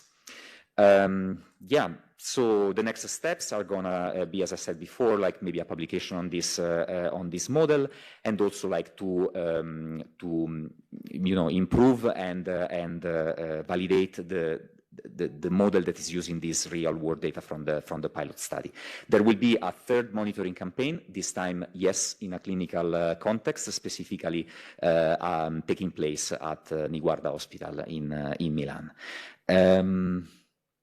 So the last slide is really about like acknowledging all the people that contributed to this use case.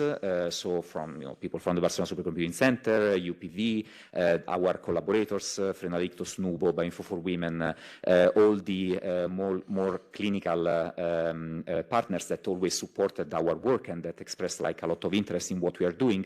But and of course like all the other people that have been involved in the consortium in this work, Danilo, Christian, Alberto, all the people from Polimi, and all the people from Work Package 5 that are seated here. But in particular, I'm putting this slide to thanks the volunteers who participated in the pilot study. You have to imagine that impairments from stroke are really heavy. So it has not been easy. Like, first of all, to convince those people to participate in something like that, and then to actually like bring them physically to a location in order to explain everything, and then have them wearing this thing and collecting the data and working with us closely. So thanks to them first, and thank to you for your attention.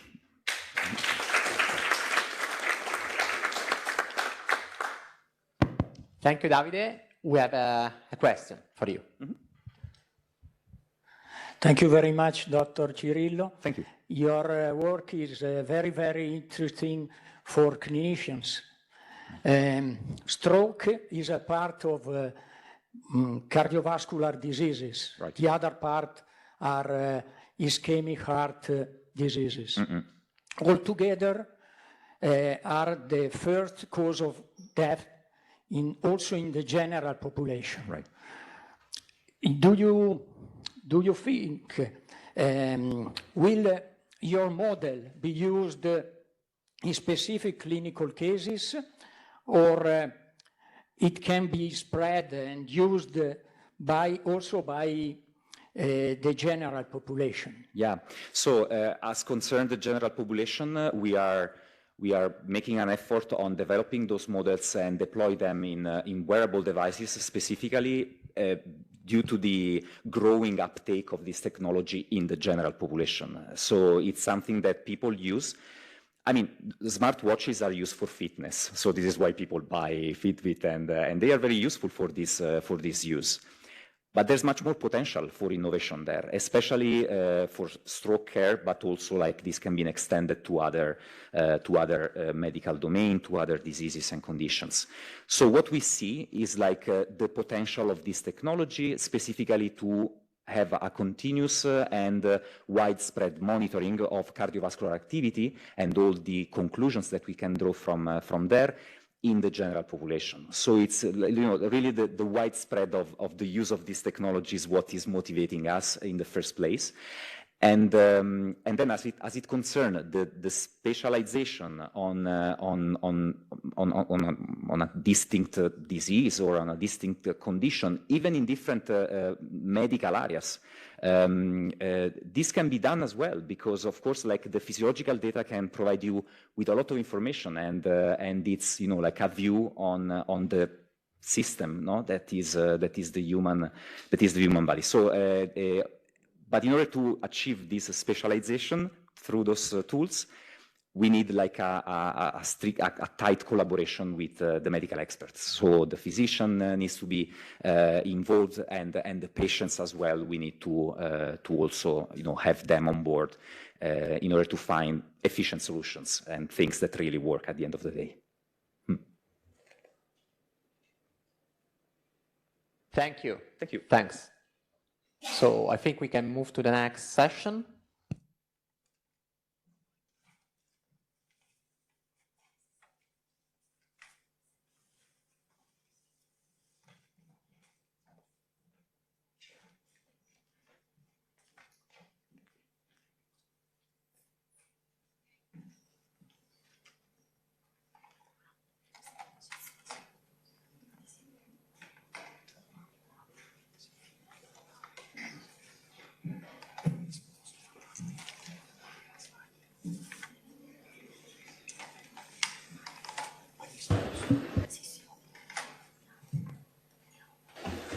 Okay, so thank you to this, for staying here with us. And now we move to a session which is really technical, is devoted to the demo of our tools. So if you survive to this one, there is some hope that you can have interest also on the second part of the day. I mean, we are computer scientists. We are here interested to code and interested to the infrastructure and so on. So that's the focus of this part of the day. Here, with respect to the initial slide with all tools, I'm just reporting the tools that will be really demonstrated through a toy application. So we'll go through the core tools, really almost all the tools that are part of the iSprint Studio, so for the design time part. And then for what concerns the execution, since we prepare also the code that people, actually this code will be available on the website for use. So in the simplified setting, we will deploy all the components on AWS in a way that really, without touching our input files, you can really try to rerun our stuff on your own without assuming that you have a Raspberry Pi or whatever the edge device actually. So that this will be the simplified setting. We will focus on the design tools and on a subset of the runtime tools that will show also adaptation of an application whenever the workload condition changes on the system. Now, Francesco. Okay. Can you hear me? No. It's like that. Now? Yes. Yes, perfect. So the reference application for the demo is the mass detection application. It is composed by two components, the blurry faces and the mass detector. The application detects if each person within each frame of an input video is wearing or not a mask. We consider two candidate computational layers for the two components, which belong to the same network domain. For both the two computational layers, we have two candidate resources, which are two alternative AWS flavors, the M4 large and X large. And in this specific demo, the user considered two constraints to require the first component to be executed in at most 15 seconds and to require that the whole application is executed in no more than 20 seconds.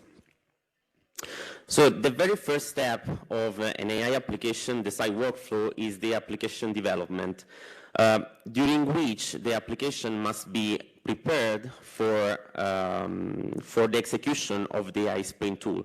In particular, the application developer and the application architect must provide the implementation of the components as well as the configuration files and the description of the available resources and candidate assignments following a specific template. And after that, the iSprint design tool is executed. So the design of an AI-based application to be deployed in the computing continuum is not an easy task without AI Sprint. The developer must provide the implementation of the components as well as the description of the candidate resources in a non-standard and non-portable structure. Furthermore, each possible deployment must be explicitly defined if we have multiple candidate resources or components with alternative implementation with degraded accuracies. There is a lack of abstraction to define quality of service constraints to drive deployment, and AI experts must be involved in order to provide advanced AI functionalities like the automatic partitioning of neural network-based models or the automatic design of data drift detection algorithm to be used at runtime. With AI Sprint, the design becomes much easier. Indeed, both the application developer and architect provides the implementation of the components and all the needed configuration files following a well-defined AI Sprint provided template. The alternative deployments are automatically generated in case of degraded performance, and we have a high-level abstraction to define the quality of service constraints, which allows to guide the deployment. Furthermore, specific tools like the Space for ID partitioners or the early exit partitioner allow to automatically find the partitions of neural networks-based components, and we have the automatic design of runtime drift detection algorithms to be used at runtime. So now we showcase the use of the AI Sprint design tool. In particular, we start our demo, and in this first step, we use the AI Sprint Studio to create a new AI Sprint application. Then we are going to see the files that are needed to design the specific mass detection application. Then we execute the AI Sprint design tool, and finally, we will inspect the results. So let me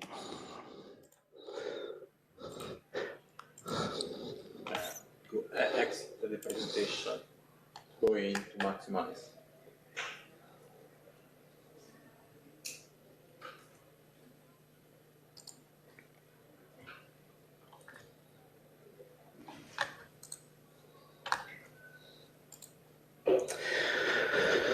So before using the design tool, the very first step is the creation of a new AI Sprint application. In order to do that, we are going to use the AI Sprint Studio, which is available using the Docker image at our AI Sprint public registry. And we have a set of available functionalities within the studio. One of these is the design to run the design tool. The other one is the new application. We are now considering to use first the second one to create the new application. So through Docker, we are going to use the studio, and this command in particular allows us to create a new application based on the available AI Sprint template, which enables the use of an empty application with the structure of folders and needed configuration file already prepared. So here we run the new application whose single argument is the name of the new application. Once completed, we will find the new application in the current folder. So we have a set of folders, among which one of the most important is the common config one, where we have the configuration file, among which the DAG file will contain the workflow of the application, and then the description of the candidate resources and deployments. In the SRC folder, we will have the implementation of the component, and in the SP1, the result of the design tool. So now we have our empty application. We must fill the folder and the configuration file with the implementation of the components and the description of the available resources and the candidate assignments of resources to the component. So let's inspect the application, the folders, after the completion of these files. Now in the common config, we have that the application DAG contains the name of the components, and we explicitly define the workflow by defining that the output of the blurry faces will be the input of the mass detector with probability equal to 1. In the resource folder, we have the description of the network domain, and for each network domain, we have the 2 computational layers and the description of the candidate resources, in this case, the M4 large and X large for the 2 layers. Then in the candidate deployments, we have the list of components, and for each component, we define the list of its own candidate execution layer and its own candidate execution resources. For instance, for the second one, we have the second execution layer and the VM3 and VM4 as candidates. Then in the SRC, we have the implementation of the component, one folder for the components, the requirements for running the Docker images, and the main Python scripts. In the case of the blurry faces, we see that the input video is first analyzed through the FFmpeg library to extract the frames, and for each frame, we execute the main function of the script. We first read the input frame as an RGB image, and after some pre-processing, we load the needed neural network and we perform the inference to detect the faces in the image, and after that, we apply a filtering a blurring filter to anonymize the faces, and finally we store the output image in the min.io bucket. To trigger the execution of the second component, so we have a similar structure for this component. Here, the Python script of the second component takes as input the image produced by the previous one. Again, we read the image, and after that, we load and execute the specific neural network to find again the detected faces and to classify if the person is wearing or not a mask. So we can compute some statistics about the mask count and the no mask count, and finally we store the results in the final output bucket. So now, given the constraints, we want also to monitor the constraints and to store the constraints into InfluxDB. And in this specific demo, we want also to store to InfluxDB the mask count in order to be visualized after a runtime. So we can do this by using the AI-sprint annotations. Here for the blurry faces, we are going to use the component name to define the name of the component, the exec time to define the local time constraints of 15 seconds, and to define an expected throughput of 1 image per second. Similarly, for the mask detection, we define 2 annotations, the component name and exec time to define a global time constraints of 20 seconds, and to explicitly say that the blurry face component is the previous one involved in the constraint. Furthermore, we are using the report metric from the AI-sprint monitoring tool to store to InfluxDB a metric called masks, which is composed by 3 fields: the mask count, the no mask count, and the ratio, which will be monitored at runtime. So now we have prepared our application. We are ready to run the AI-sprint design tool. So now we are going to use the design command from the AI-sprint studio, which takes as input the name of the folder of the application. So during the execution, the AI-sprint design tool library gives us some logs. We can see that the first things that we do is to automatically parse the DAG of the application, and then we have the automatic parsing of the provided annotations. And we have the automatic generation of these annotations YAML file, which contains a summary of the found annotations for each component. So for the blurry faces and for the mask detector, together with the corresponding arguments. Then, after the generation of this file, we have some automatic validation of the annotation, so for checking for errors or inconsistencies, and then we start to create the base designs. So if we go to the designs folder of the AI-sprint folder, we found one folder for each component with the base design, which are the original implementation of the components. Then we execute the space4AID partitioner and the early exit partitioner to search for partitionable models. In this case, for this demo, we are not considering partitions, and this is summarized by the output component partitions files, which contains only the base partitions for the component. After that, we are ready to create our first deployment, which is the base one, which is considering and using only the base designs of the component. So if we go to the SRC, we found symbolic links to the corresponding design folders. Then the application DAG is also the original workflow of the application, and we produce automatically this production deployment, which is the base one in which we associate each component to the first candidate execution layer and resources, which is, for instance, the execution layer 2 and VM3 for the second component. Finally, we define the name of the optimal deployment, which in this case is the base one.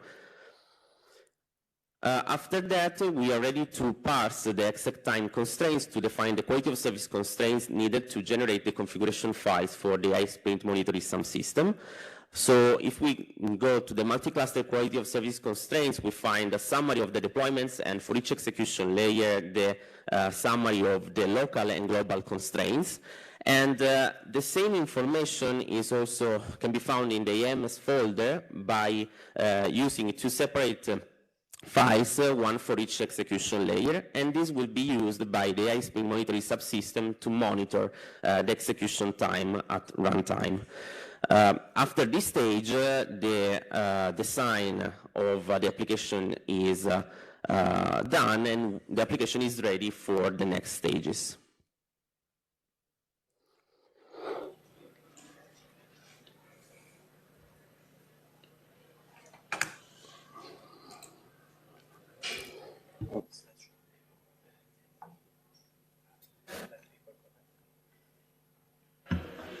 Okay. So once the design has been made, we can just a second. Okay, go. Let people come. Slash. Okay. Once the design stem has been made, we can go to the next step. That is the application deployment. This is made by the application manager.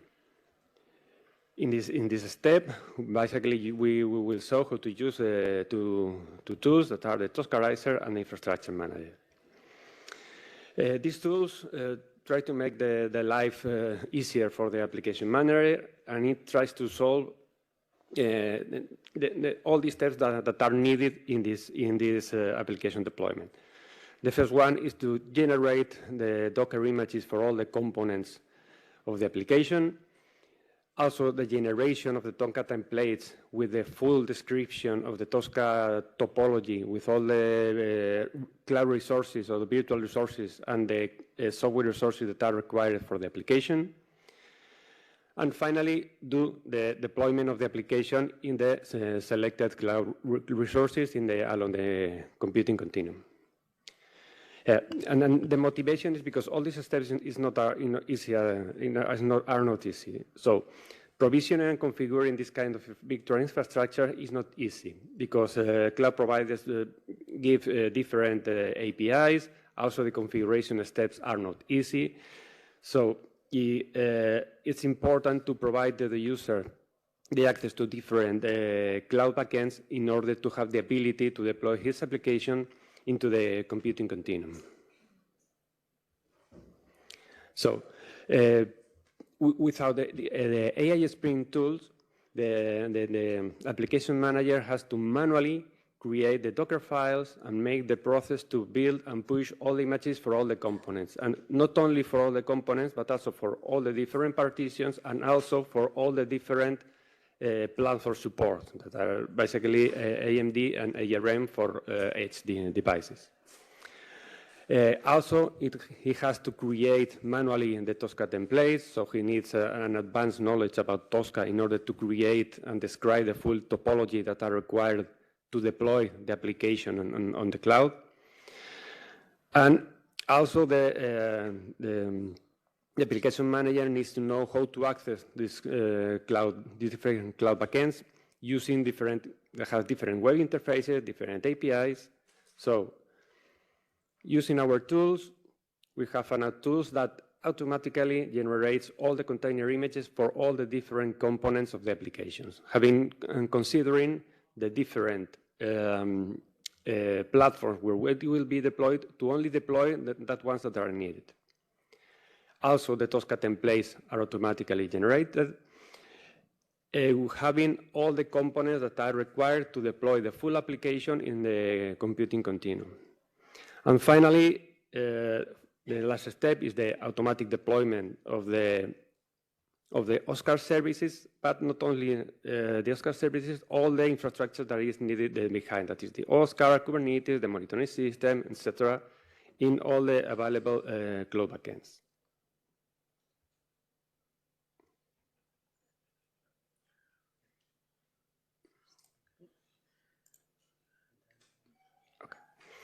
Okay, so these are the four types of deployments that are supported by our tools. The first one is the edge device.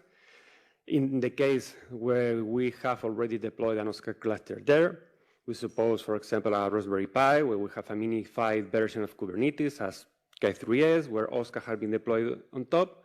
In this case, our tool only has to deploy the OSCAR service on top. In case of an edge node, or also an edge device that provides SSH access, we have the ability to deploy the full stack of software components. We can deploy Kubernetes, OSCAR, the monitoring system, and the OSCAR service on top to make it work. In the cloud, let's say this is the standard way of work, we also have to previously deploy the virtual machines and prepare it to deploy and install the full stack of components. And the last one is the support to direct access to AWS Lambda. In this case, only the creation of the function is required. And in this case, we're using SCAR as a library to access the AWS service. Okay, the Toscarizer tool uses input the input files that have been provided by the user, and also the output file that has been generated by the AI Sprint design tools. But it needs two additional files. There is one that is optional, that is the physical nodes, that is only required when there are some already provisioned nodes, for example, in the case of edge nodes or edge devices. And the other one that is mandatory, that is the authentication file, where the user has to provide the cloud credentials in order to access the different cloud providers that it has access. Okay, so now we will see how the application works. This demo, we will show the three steps that we have commented. First, we will create the Docker images. Then we will create the Tosca templates. Finally, we will perform the deployment of all the components of the application, and then we will make a test with OSCAR to see that the workflow of the application has been correctly created. And finally, when the application has been correctly run, we can destroy the infrastructure.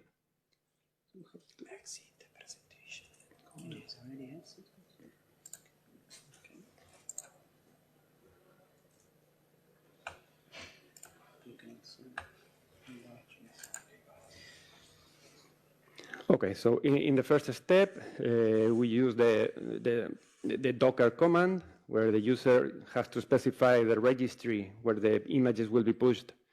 And in the same way as this is done in the design tool, it only has to specify the application directory.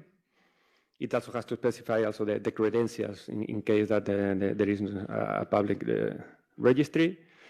It builds and pushes the images, and it also generates this file where all the information that all the images that have been generated, for each component and for each platform that are available. The next step is to create the Tosca files. In the same way, you only have to specify the application directory, and there are two Tosca files that have been created, one per component of the application. Then the next step is to deploy. In this case, it is contacting the infrastructure manager that it will be the component that will be perform the deployment. We'll show the infrastructure manager dashboard in order to have more a graphical view of the deployment. We can see that we have deployed in one of the clusters with 5 virtual machines.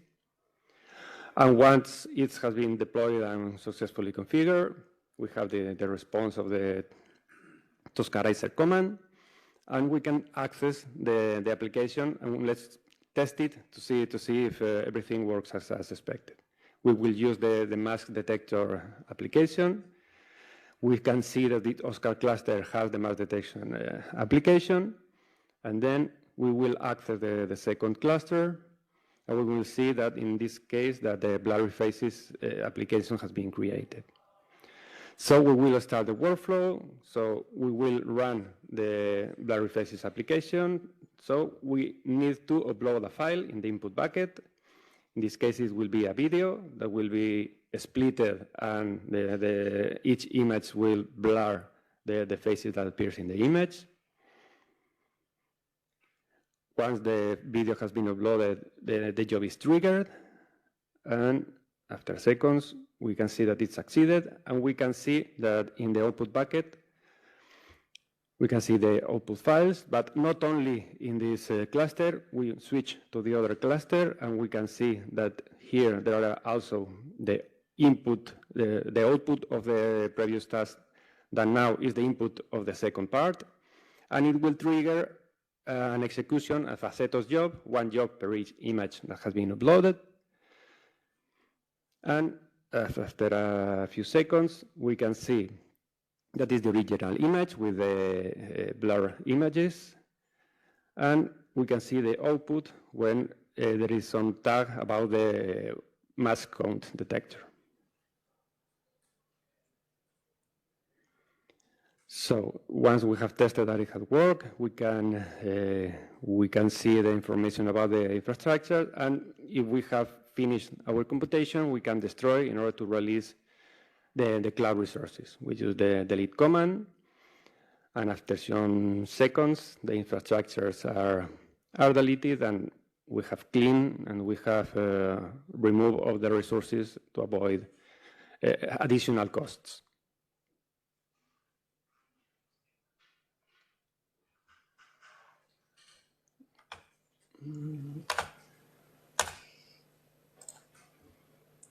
Okay, and basically that's the end of the demo of this part.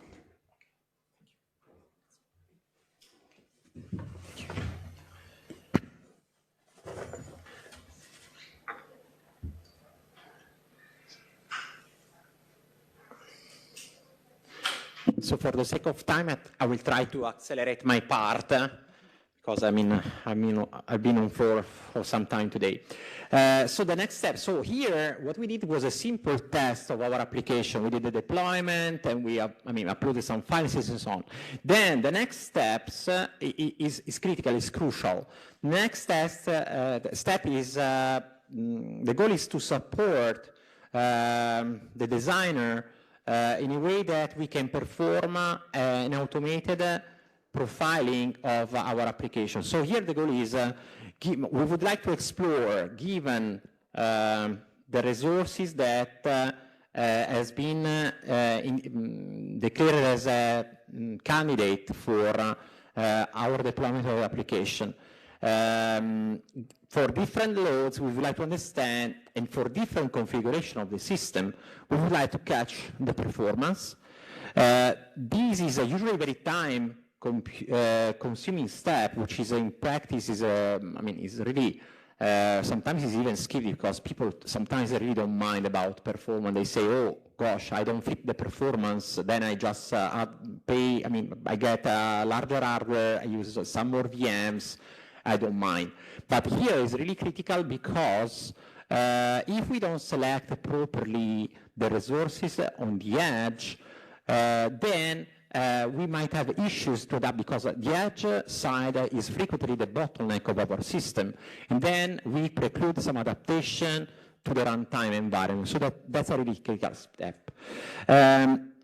So here really, in our demo, what we are doing is, given the fact that we can assign the blue facing mask detector component to X large or large VM, we would like to see what happens under different configuration, what will be the execution time. Then this profile data will be fed to some machine learning models in a way that we can train the machine learning models in a way that we can predict afterwards the performance of the application under also unseen configurations. So that's the goal of this part. Here, for the sake of time, I will not run the full demo. Let's see if I'm able to. I'm fighting with this. Okay, good. So just to give you the flavor of the thing, here we have, we are still under the design folder. Here we have the input files that will be uploaded to the system. Here we have also these declarative files. So if I stop, I don't, okay, can I stop? No. If I stop, it becomes dark. So here, that's the declarative part. So here you say, okay, I would like to test, for example, this given load level. I would like to, for each VM, which is a candidate resources, I would like to test what happened with a given number of core, 32 core, 34 core, and so on. And then, so that's the way we do. With a single command, just editing this text file, we completely automated the full run of the application. So we can run the full workflow. Then we can run, this is a list of all the configuration that will be automatically tested. And then what we get is the full run of the workflow. Then we can test also the single component after the different configuration that are listed here. As you can expect, that's a really time-consuming activity. That's all automated. We usually run these all during the night. And then the day after, we have the performance model that are used by the next stages to actually optimize the configuration of application. That's where, really optimization happens. Usually, given all the possible deployment of components, given all the possible different configuration for VMs and different candidate VMs, that's a really a combinatorial explosion of the number of configuration can be, really tested. And so what we did is we implemented some heuristic methods that implements, local search, tabu search, and so on, in a way that at the very end, the output is to get the minimum cost deployment that support the local and global execution time constraints. So this is, I will just skip also this part. So that's again the folder. Here what is relevant is the files that we get from Oscar P. So here we have the performance model actually, and then here that's the input file for our optimizer. So here again, no expertise from optimization. You just list the number of methods you want to explore, and then with a single command, you really explore many combination of the possible deployment and configuration of the VMs and so on. And what you get at the very end is the optimal deployment. Then is, if I jump here, about here, so here we are running the optimization, and then the end of the optimization, what happened is we transform the output file into actually the Tosca recipes that can be automatically deployed through the infrastructure manager developed by UPV. So these are the Tosca recipes that we get as output, and so this will trigger the automated deployment onto multiple target clouds. So that's just for the sake of time. Now, the next step, I leave the floor to Giuseppe and Michal, is the runtime adaptation.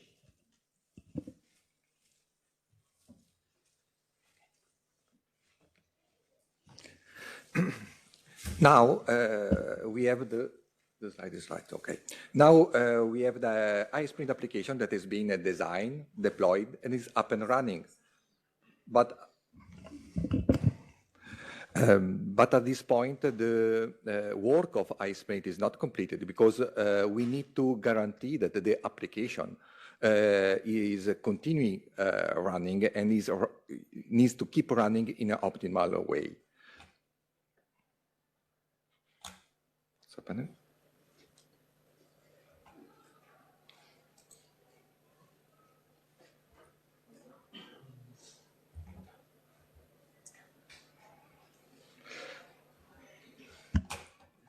slideshow. No slideshow. Slideshow again. Okay. So in order to reach this goal, to keep the application up and running in the optimal way, we have different components that they are cooperating in order to always have the application running at the optimal. One of these components is the iSpring monitor subsystem. We will dig in much more detail in a while in this component, but here briefly, the iSpring monitor subsystem is collecting all the data from the runtime, like the throughput, the execution time. And then we have the Space for IR component that is made by the optimizer that based on the data collected by the monitor system, search and elaborate the optimal deployment for the application based on the recorded condition. And then the runtime manager that is a sort of orchestrator that orchestrate all the other manage all the other tools. And at the end will be in charge to redeploy the application for the optimal configuration, trying to avoid any data in the during the reconfiguration. Here we have a graphical overview of all the components of the runtime manager. Let me just to point your attention on the double arrows that are connecting the runtime manager and the monitor system. The runtime manager is periodically querying the monitor system to get the data of the runtime, but the monitor system can also push notification to the runtime manager when it detects any violation of the constraints that has been designed. Also, we have the optimizer that is in charge to use this data to search for the optimal configuration and is using the machine learning models that has been computed before. And then the runtime manager uses the design and the deployment tools like the infrastructure manager, Oscar, in order to redeploy the application. We already talked about this, but just briefly, we have plenty of different type of deployments, but they are all matching two main categories. The one where all the components of the application stay on the cloud, and another type of deployment where we have components that are shared between the edge and the cloud. And the resource manager and the runtime manager is playing differently in this case. In case of components, they are running both on cloud and edge. We have a runtime manager twins. They keep monitoring the connectivity and they check if the connectivity drop, and they start to optimize separately cloud and edge. Once the connectivity is again back and up and running, they need to reconciliate the optimization, and then we will start again with a sort of only one resource manager that is running on the cloud and is optimizing the entire application. Let's go to the demo.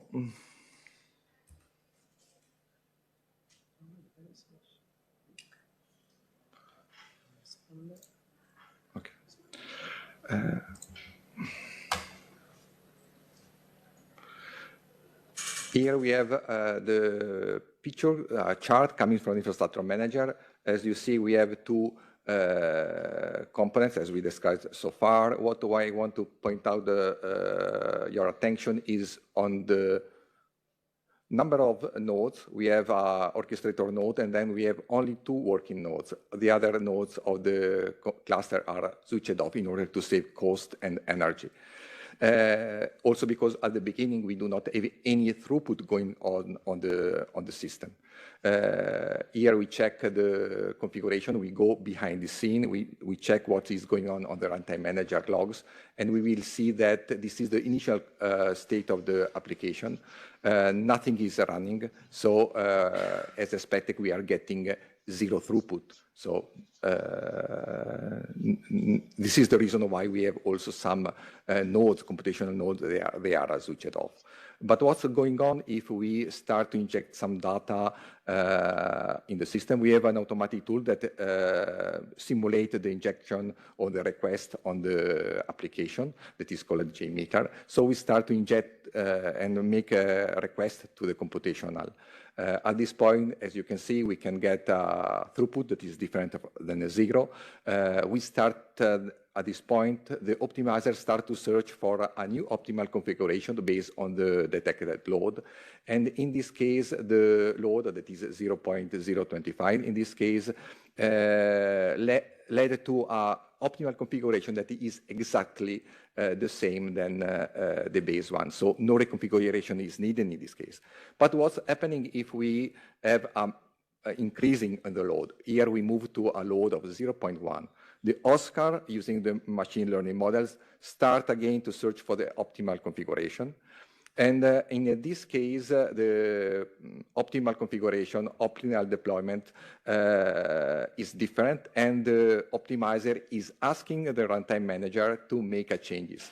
Here is a very simple changes. We move from a 2 working nodes to a 4 working nodes configuration. So in order to support the application computational requirement. We can check this also on the infrastructure manager chart, and we will see that the green machine are much more here. We have 2 more green machine, active machine running so far.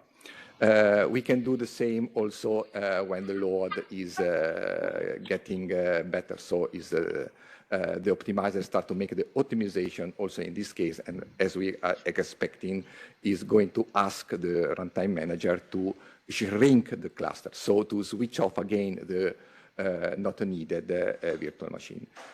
So far, we are using the periodical querying of the runtime manager to the monitoring system. So that it's checking the condition and then get back information. As you can see here, after this reconfiguration, we have again 2 only working node in the deployments. But the system is able to react also to detect some alerts, violation of the constraints. Here, the monitoring system is detecting a violation on the overall execution time. We can see here in the red line that is getting over the red line. And at this point, the monitoring system can notify directly the runtime manager that is serving an API about the violation. Here we can see, it's a little bit small, but I hope that you can see, we get a notification of an execution time violation. And at this point, the optimizer start again to make an optimization and ask the resource manager to make the changes in the deployment to meet the optimal configuration. It's a really easy reconfiguration in this case because we are just enlarging again the cluster. That's it.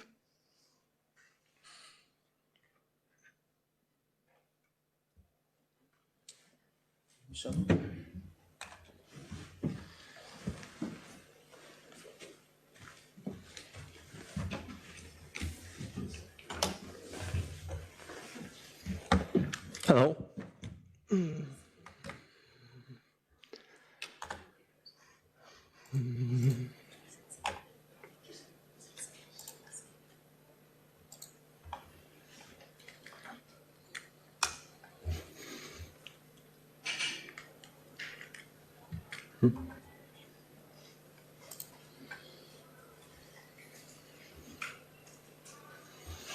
My name is Michael, and I'm the person responsible for making the ASprint monitoring subsystem, AMS for short.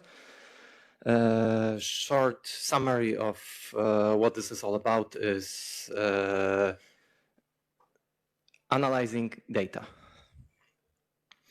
So let's look at our key assumptions that we had while designing the AMS. So first of all, integration and usage of AMS should be easy. We are doing that using the IM. AMS should work by itself, and doesn't need any user interaction except for visualizing the data and looking at it. Both cluster and application metrics should be collected and on various levels.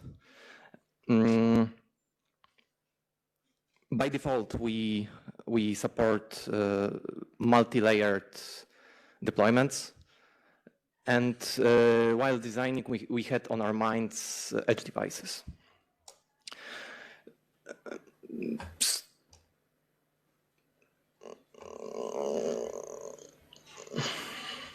Let's go this way. So let's look at the differences what AMS is bringing to the market. So without AMS, one needs to use multiple tools to gather data, and one needs to set and configure them all up. While integrating all these tools, the developer needs to use APIs of every single one tool to integrate the data. In the end, in order to react to certain constraint violations, one would need to constantly analyze the data, and that would need to be developed each time for every single application. Case of distributed computing, synchronization also would have to be somehow provided. And if we look at edge devices, for example, the drone case, the drone can fly in low coverage areas, which would induce network disconnectivities, and such cases tend to be really tricky. So AMS tries to lift all these constraints by providing some automation. Thanks to the annotations, which were, for example, shown by Michał from TTA, you only need to annotate your code with 2 annotations, and this way you already have some basic monitoring. The whole integration process is being automatically done in the background by AM. Constraints and alerting is exposed with a declarative approach by writing rather simple for the end user configuration files. And by default, the IAM, in case of multi-layered deployment, IAM by default sets up cluster synchronization through our synchronization tool. The only feature I haven't mentioned yet is log integration. AMS provides means to integrate Python logger directly into Elasticsearch, and in the end allows to visualize incoming log messages from all layers from every single pod in Kibana. But for the sake of simplicity of this demonstration, we will omit this part.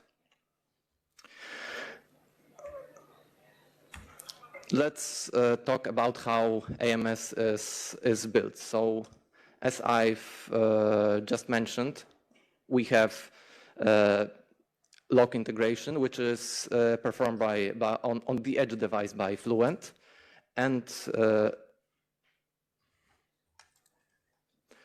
on cloud side there is Elasticsearch and Kibana, which are for storage and visualization.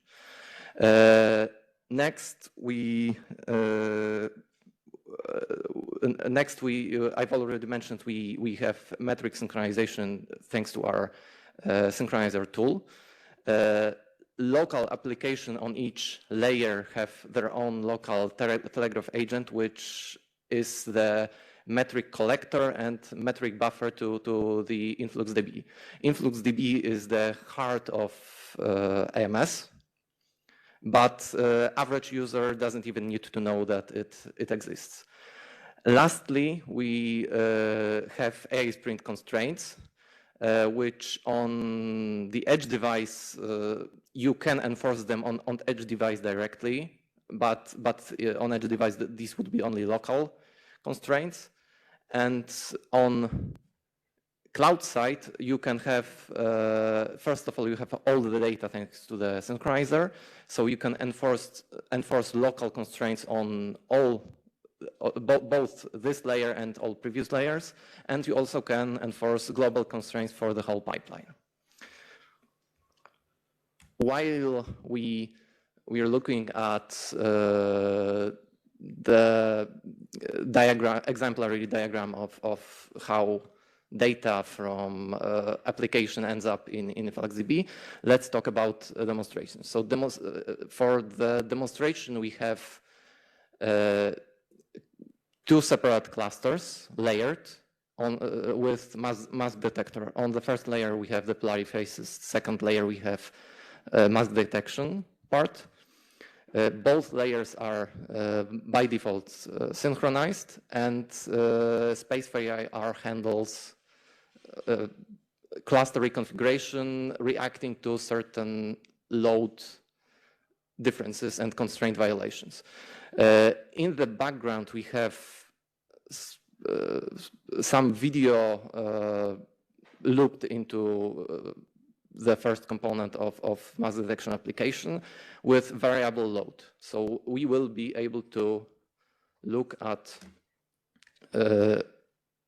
cluster reconfiguration.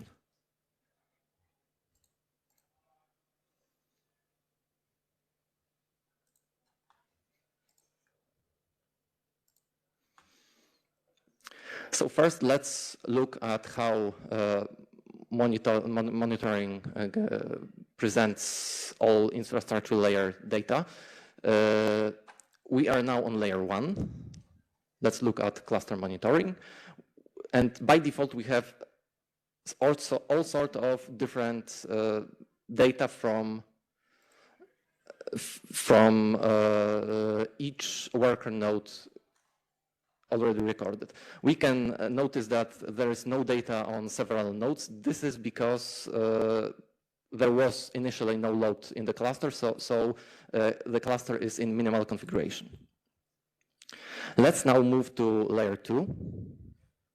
And we can see the same thing, but for the sake of simplicity, let's only look at CPU metrics, which can be live reconfigured in a configuration file and live applied. So when we apply the file, the dashboard will automatically update, and we have CPU, only CPU. Let's now move back to layer 1 and look at AI Sprint metrics. So on the left, we see throughput. We see that some load has already been injected into this cluster.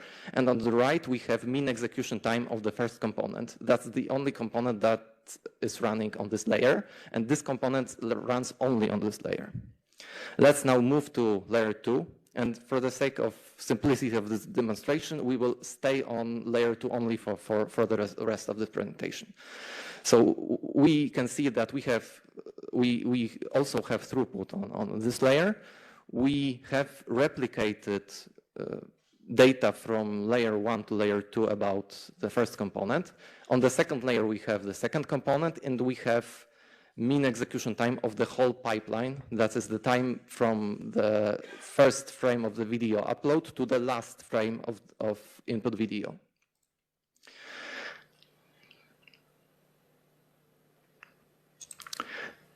After increasing the load, we can see that throughput has jumped, so the load clearly has increased. We can see that the difference is maybe 0.2 seconds in execution, so definitely increasing the load doesn't affect individual components, but the whole pipeline has slowed down. So we expect that soon the cluster will not be able to handle this throughput. We can show that we can live tune down slightly the threshold for this constraint, which normally is performed by changing the annotation, running the A-Sprint design and Toscarizer as both Francesco and Miguel have shown before. But this can also be done live manually. So we can see that threshold level has dropped, and the moment the next sample comes and it's above this threshold, SpaceVAR will be notified that the constraints has been violated. So let's wait for a bit. The threshold is even higher, and we can see that we've experienced a constraint violation. So we expect some worker nodes to be added in the background. Let's look at CPU charts. And we can see that right now, 2 worker nodes were running here, and the rest are offline. If we wait a bit, we will notice that some points have started appearing. So the worker nodes definitely have been added. So let's look at execution times yet again.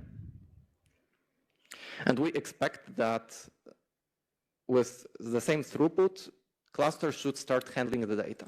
So the throughput is still high, and it would seem that probably the cluster is doing okay. Let's wait for a bit longer. Yes, definitely the cluster is doing okay. So now let's lower the throughput.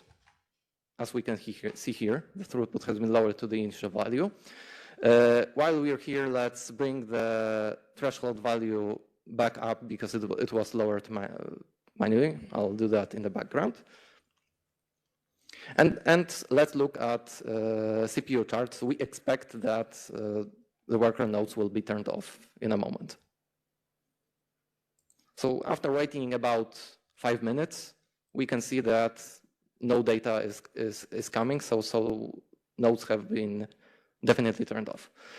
Last thing I'd like to show is custom metrics.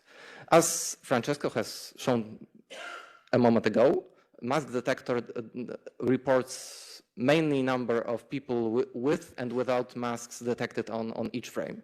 So we can see that the mask detector is detecting mostly 0 people without mask, but sometimes there are some people without a mask. So let's add another chart which shows how many people with mask have been detected, and let's dynamically add an alert also for a custom metric. As I've said, we have a YAML file for that. Adding another chart is just adding element to a list. Alert is defined in a declarative approach. And right now we see that we can also see on a chart how many people with mask have been detected. And if a frame with more than at least 2 people without a mask appears, there will be another constraint violation sent to the specified endpoint. Also, the same trick can be done on infrastructure level metrics. So for example, we can define if CPU level exceeds, let's say 85% for a single worker node, there will be some component notified about that. So that's it for my presentation.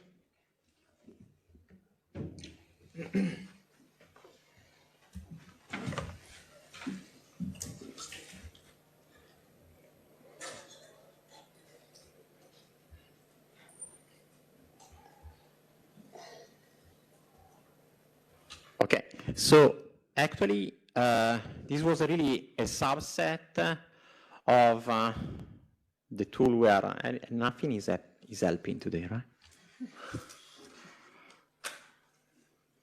See.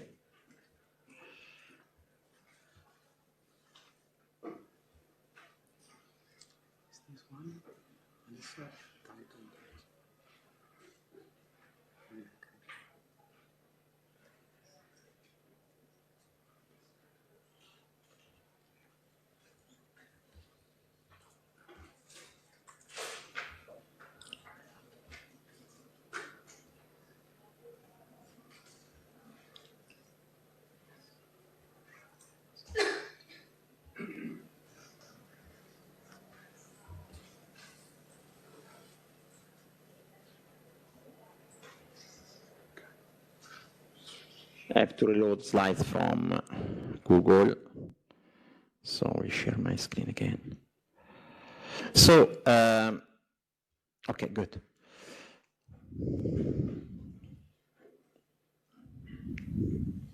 To try to speed up. So this was really just a subset of, especially of the runtime tools. We have many other solutions that on the annotation side allow to support, for example, the automatic partitioning and the model drift detection. We have a solution also for the network data search, where just uploading a label data set, we automatically get the network with the maximum performance that fulfill a given task.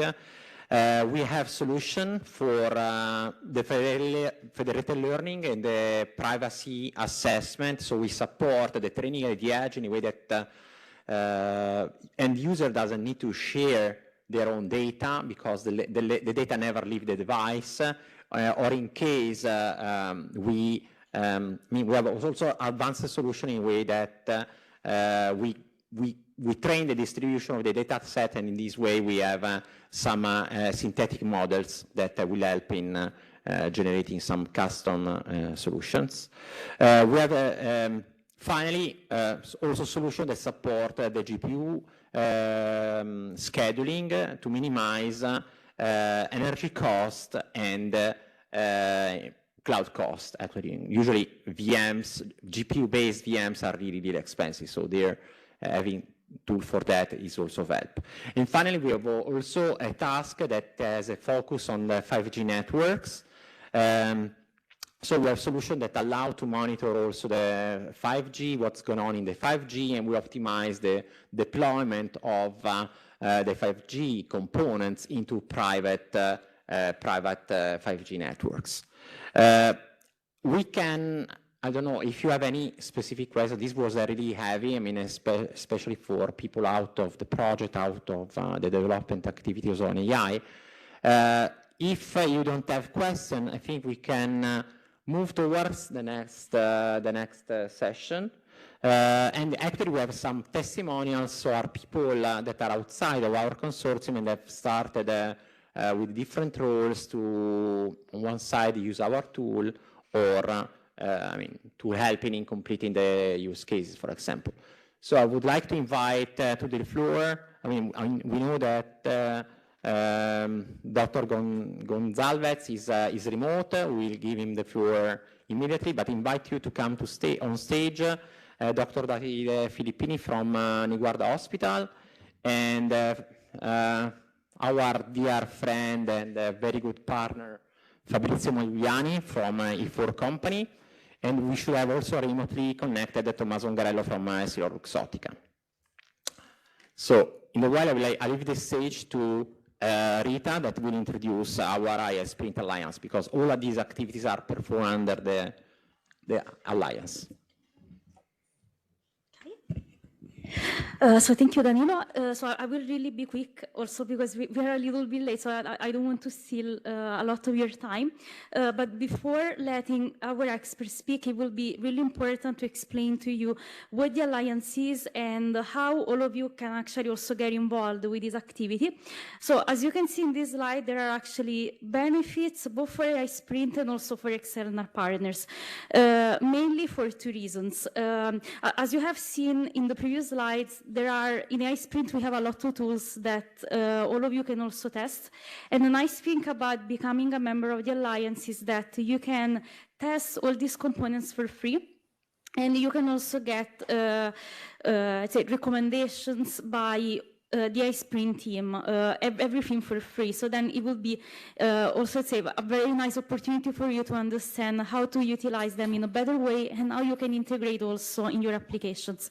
On the other side, for us, it will be very important also to understand what your let's say, what are all the applications that you're using, so that we can also integrate them, and we can also learn, let's say, more about and receive feedback from you. So and it will be really a learning process process that can really benefit both sides. So if you are interested in joining, also people online, you can visit the website of AI Sprint. There will be a section dedicated to the Alliance, and everything is very easy. You just have to compile a form, and then everything will be delivered to you. Thank you. Okay. So let's see if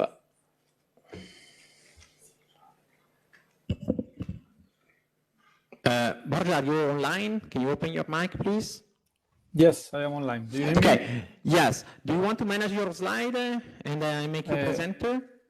Well, yes, I can do that. Yes. Let me put it. Okay. You are a presenter now, so you can share your screen. Yeah. I'm opening the. Okay, great. Thank you. So the slides. stage is yours. You have about 10, 12 minutes, let's say, okay? Okay. Thank you. Let me. Okay. Do you see the slides? Yes. Yes. Okay. So I'll also try to be brief. My name is Borja Gonzalez. I represent Nubo. Nubo is a medical device company from Spain.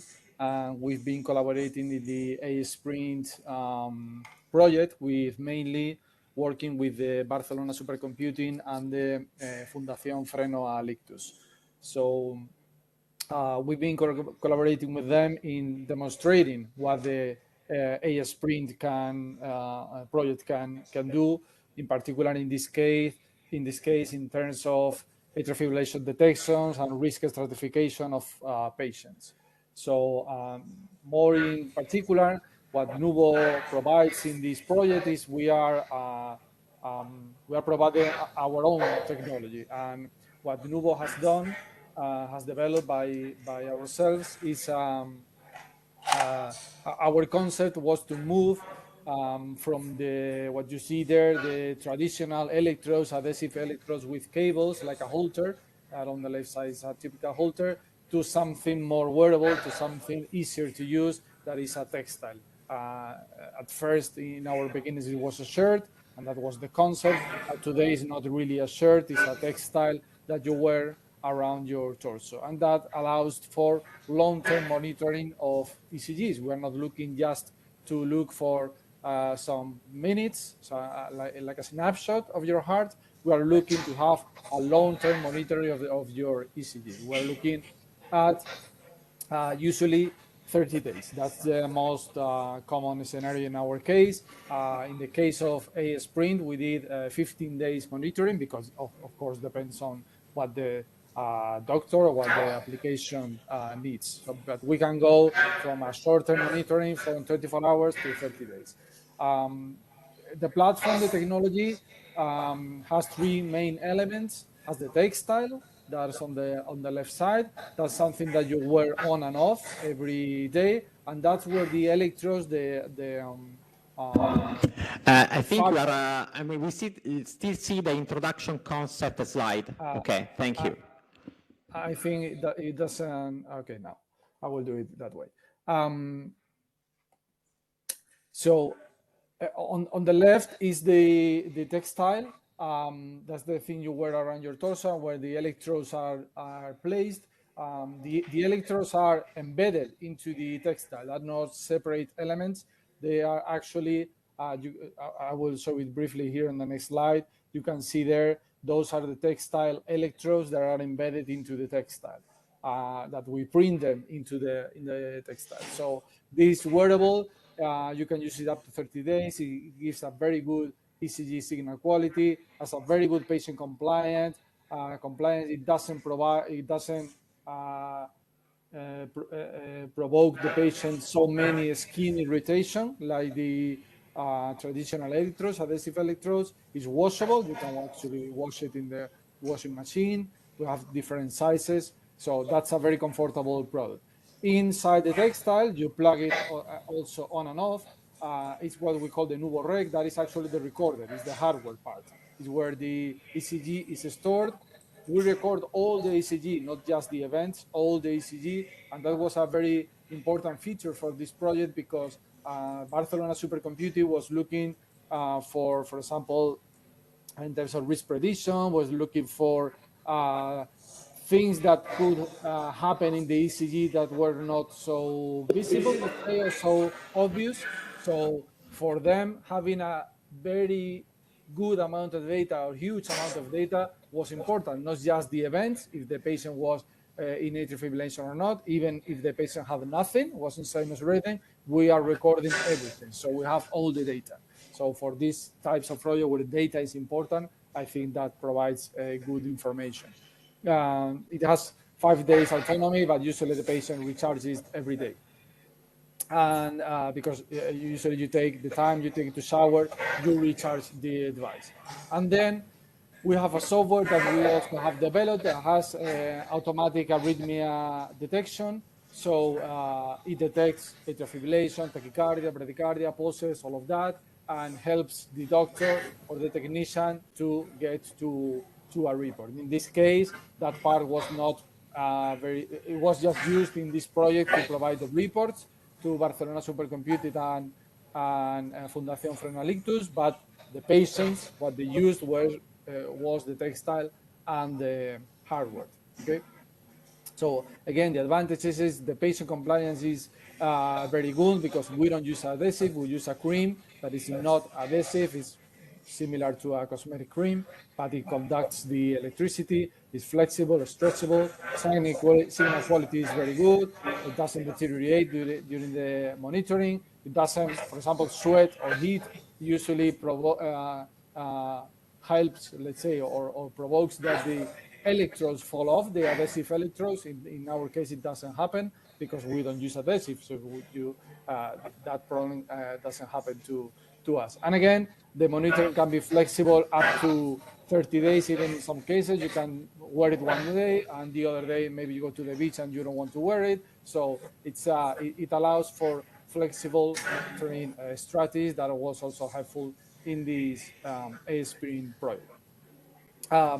This product has been CE marked from, I think the first product we CE marked was 2013. The actual platform, the actual device is CE marked and FDA approved since 2018.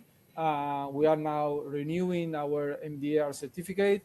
And so that means that it is not, we are not, let's say, a startup company in the sense that we are starting to use the product. This product has been used a lot and it has a very good amount of clinical publications. For example, in detecting atrial fibrillation after cryptogenic stroke. We did a study that was CryptoIF in Barcelona with Dr. Jorge Pagola, where we detected up to 23% of atrial fibrillation in the first month after a cryptogenic stroke.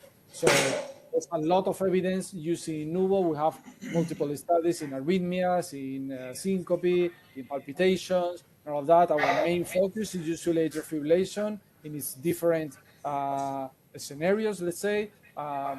In this case, it's a little bit different because we knew that the patient had already a stroke. We didn't know if it was related to atrial fibrillation or not.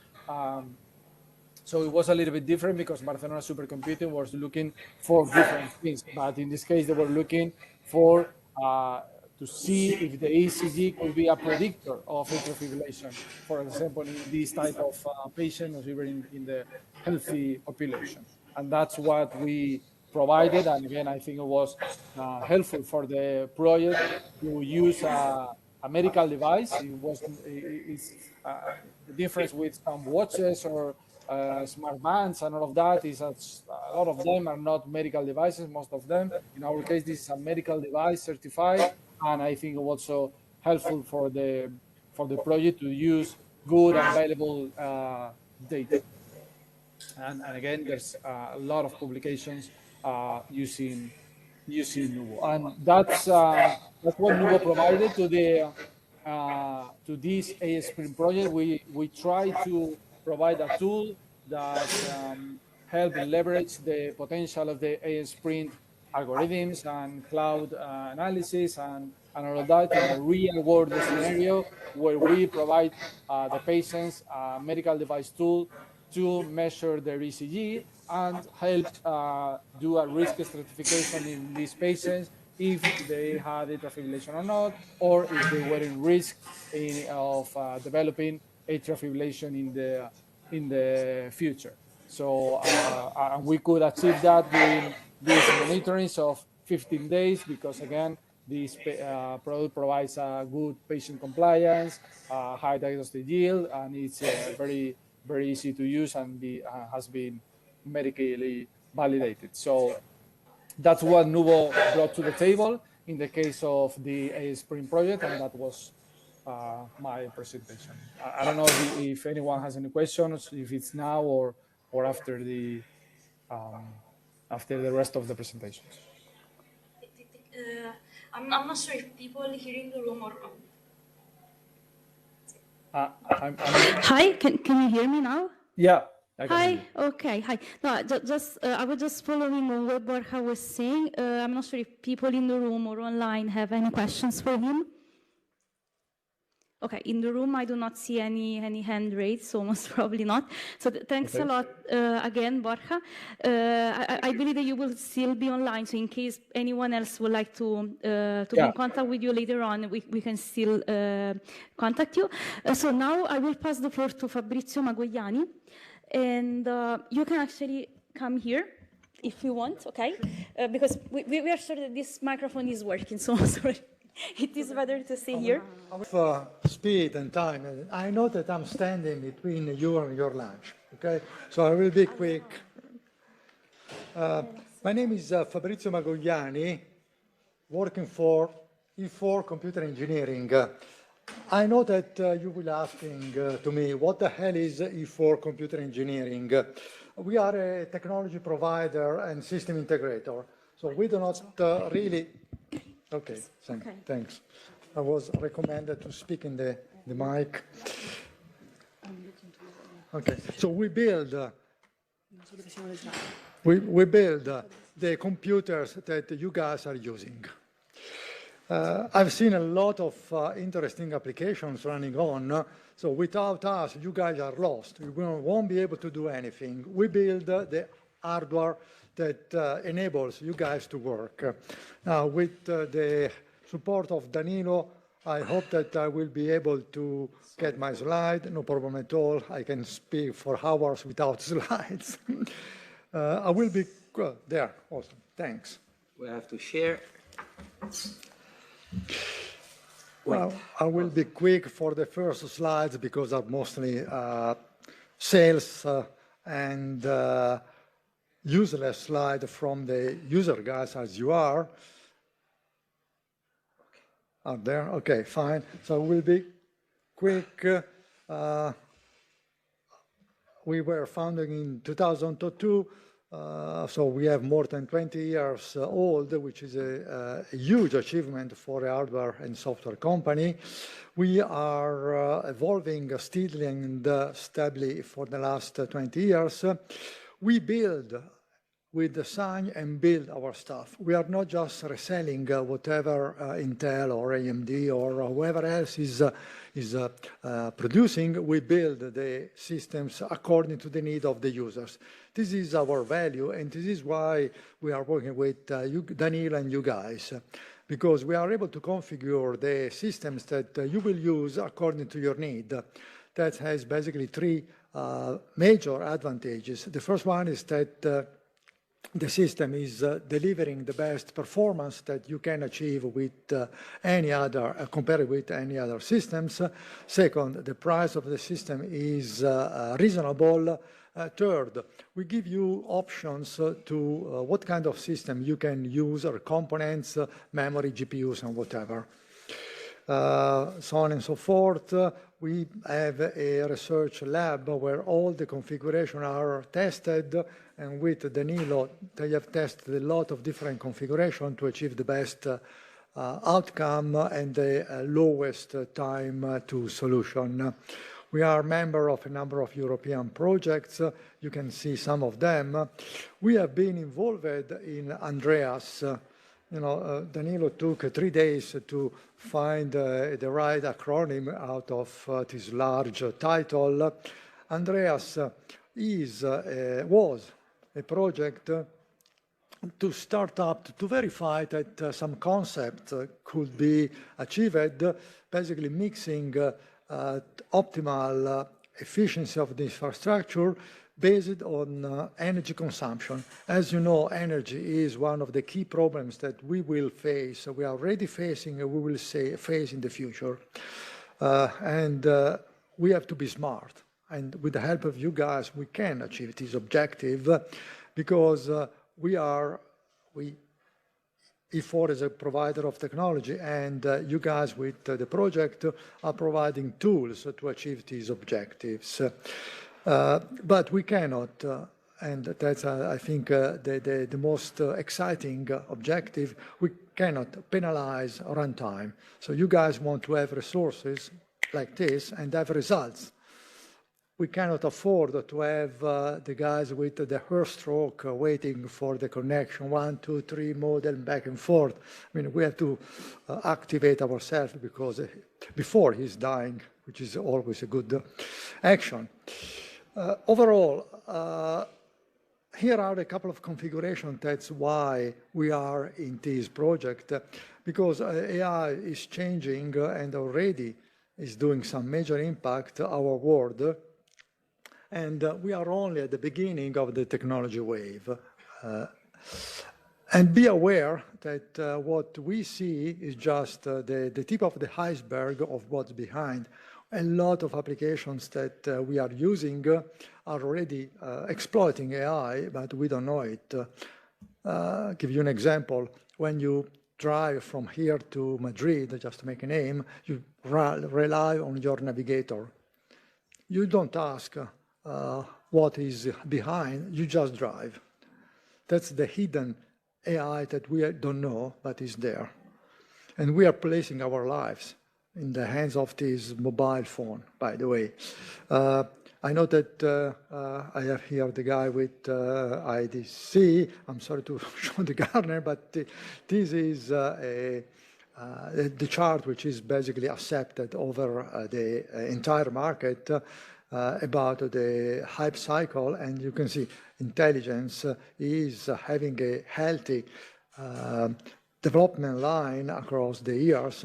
Some of the technologies are at the top, some of is the beginning, but is there. I mean, it's something which is established.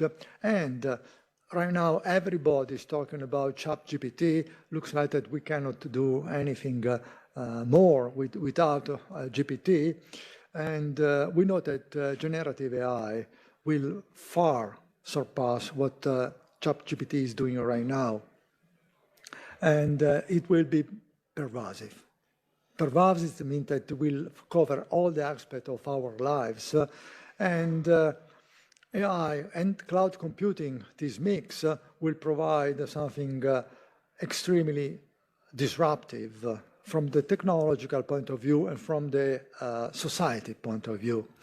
And we know any disruptive technology not only will change the current landscape, will enable new markets to emerge. One of these markets is health. We have seen that we can control in real time hair stroke, some other diseases I don't want to mention, but this is a market which is coming out, and there are many of them. And these markets are enabled by these disruptive technologies. And the transformative potential of AI, Sprint, as mentioned, is the fact that is bringing AI and cloud computing together to work together, which is not an easy feat.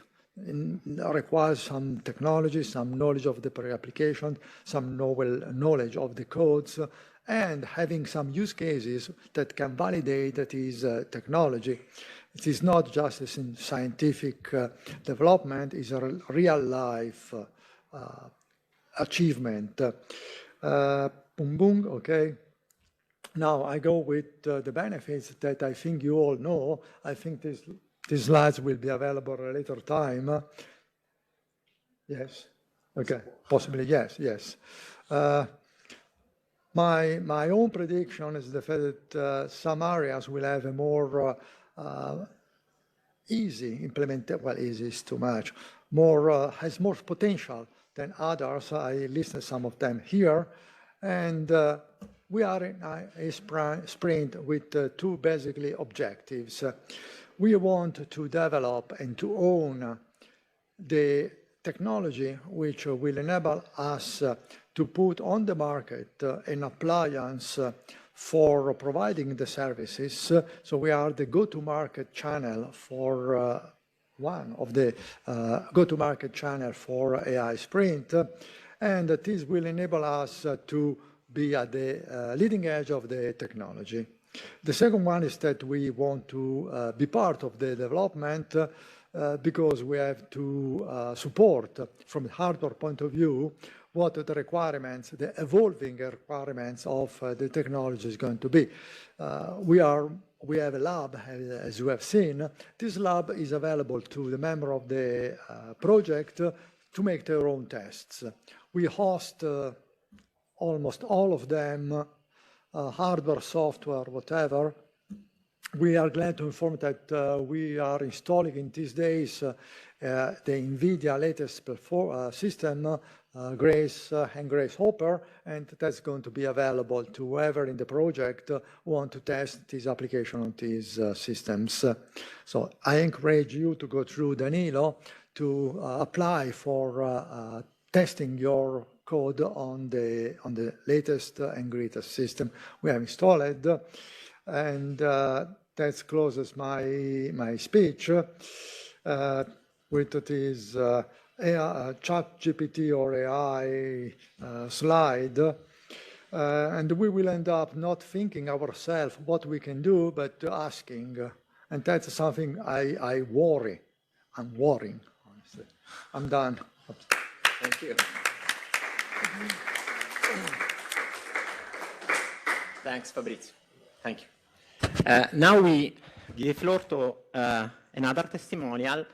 It's my pleasure actually to have here Dr. Davide Filippini, who is working jointly with the Barcelona Supercomputing Center and will actually move forward with his own patient to provide us data for the training of the models, actually. So, okay.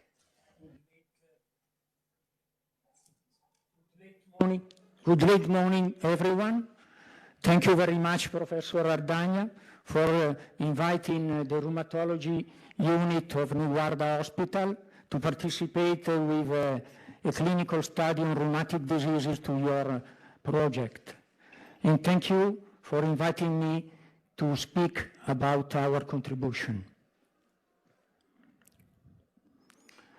Our work developed in the context of use case personalized healthcare. Its focus is on stroke risk assessment, and we contribute with a clinical study on rheumatic patients. Why is it important and useful for physicians to know the risk of stroke in rheumatic diseases? Because they are associated with an increased risk of cardiovascular complication. They are the major cause of death in rheumatic patients. These complications could involve heart or less frequently brain. We have decided to study a rare disease, a type of vasculitis named giant cell arteritis. European Union considers rare a disease when it affects less than 5 out of 10,000 people within the general population. Vasculitis are a group of diseases characterized by the inflammation of the arteries walls. They can involve arteries of various sizes, large, medium, small, and of various body regions, Chancel arteritis is a large vessel arteritis.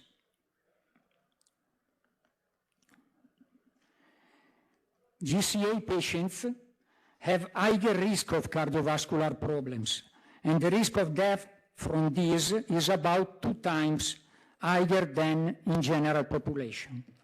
Among the cardiovascular complications, the cerebrovascular ones, such as stroke, can cause significant disability in these patients. If we achieve an early diagnosis and start as soon as possible the best therapy, and if we know all risk factors of stroke in the individual patient, we may prevent stroke. Stroke is a thromboembolic event. Blood clots in cerebral vessels block blood flow and make it difficult for oxygen to reach a part of the brain, leading to neuronal cell death. GCA could directly damage a cerebral artery and cause stroke, but this is not the subject of our talk. On the other hand, among cardiac problems, there are heartbeat disorders called arrhythmias, in particular atrial fibrillation, that can cause stroke. As a result of atrial fibrillation, atrial contractility is lost, causing an inability to completely empty blood from left atrium, leading to the risk of clot formation and subsequent thromboembolic events.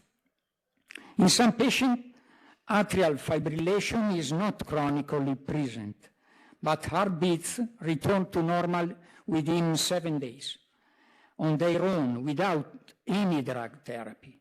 This is known as paroxysmal atrial fibrillation. It's often asymptomatic. GCA patients, in addition to traditional cardiovascular risk factors, have higher risk of atrial fibrillation than the general population. So there is a link between GCA and stroke. This is why we have designed our clinical study. The electrocardiogram is the way to record arrhythmias. It records the electrical signal from the heart. The aim of this study is to assess the accuracy and feasibility in the monitoring of continuous cardiac electrical activity and detection of arrhythmias as potential risk factor for stroke in patients with GCA using NUBO system. In clinical daily practice, we usually perform electrocardiogram in few minutes. As you may remember, paroxysmal atrial fibrillation means that the abnormal pattern is not always present. So it may not be seen through a short electrocardiogram. NUBO system provides non-invasive, remote, prolonged electrocardiographic patient monitoring. Among the patients with history of paroxysmal atrial fibrillation, monitoring electrocardiogram for at least 15 days significantly increases the diagnostic yield of the exam. Our study now awaits for the ethical committee approval. It's a pilot study that involves 15 patients between 50 and 85 years old diagnosed with GCA. This diagnosis has to be formulated by a rheumatologist expert of our team. Patients will wear a NUBO system continuously for 15 days while being able to perform a normal life, including sports, except water activities. Patients undergo 3 medical examinations, and in the first one, they will fill the questionnaire related to traditional cardiovascular risk factors that Dr. Cirillo described before. The collected data will be elaborated by NUBO and then by Barcelona Supercomputing Center to develop a stroke risk prediction model. Now I would like to thank Professor Danilo Ardagna, Dr. Davide Cirillo, Dr.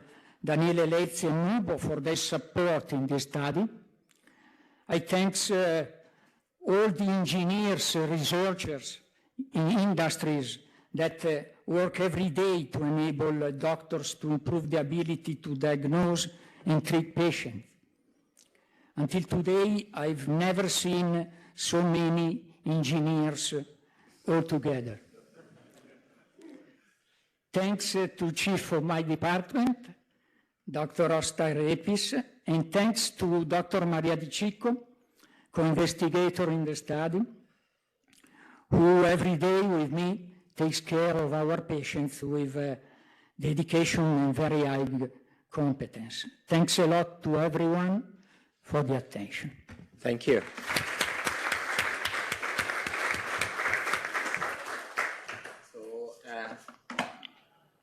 Thanks, Davide, really for joining us, and to be, to feel like a fish out of the bowl or like an elephant in a jewelry, right? Kind of thing. I will do the same in a week, right? So I will never seen, I've been invited to an event by, organized by Davide, and I will be the only engineer among many doctors, so we'll feel the same actually. So I have a provocative actually question for you. So thanks really for participating to our use case, because that's really relevant for us. And the question I have for you is what a doctor expects from AI actually. So this is of interest for us. Okay. Thank you for the question. There is no doubt that AI, machine learning, have helped health professionals to improve the quality of care. And they will improve it even more in the future. I think AI helps physicians to decision-making process for a more precise diagnosis and the best treatment for our patients. AI helps us to reduce medical errors. It is very important if you think that every day in the hospital more health professionals work together at the same time on the patient. I'm thinking to nurses and physicians. AI helps us to reduce the time spent on papers in favor of time spent with patients.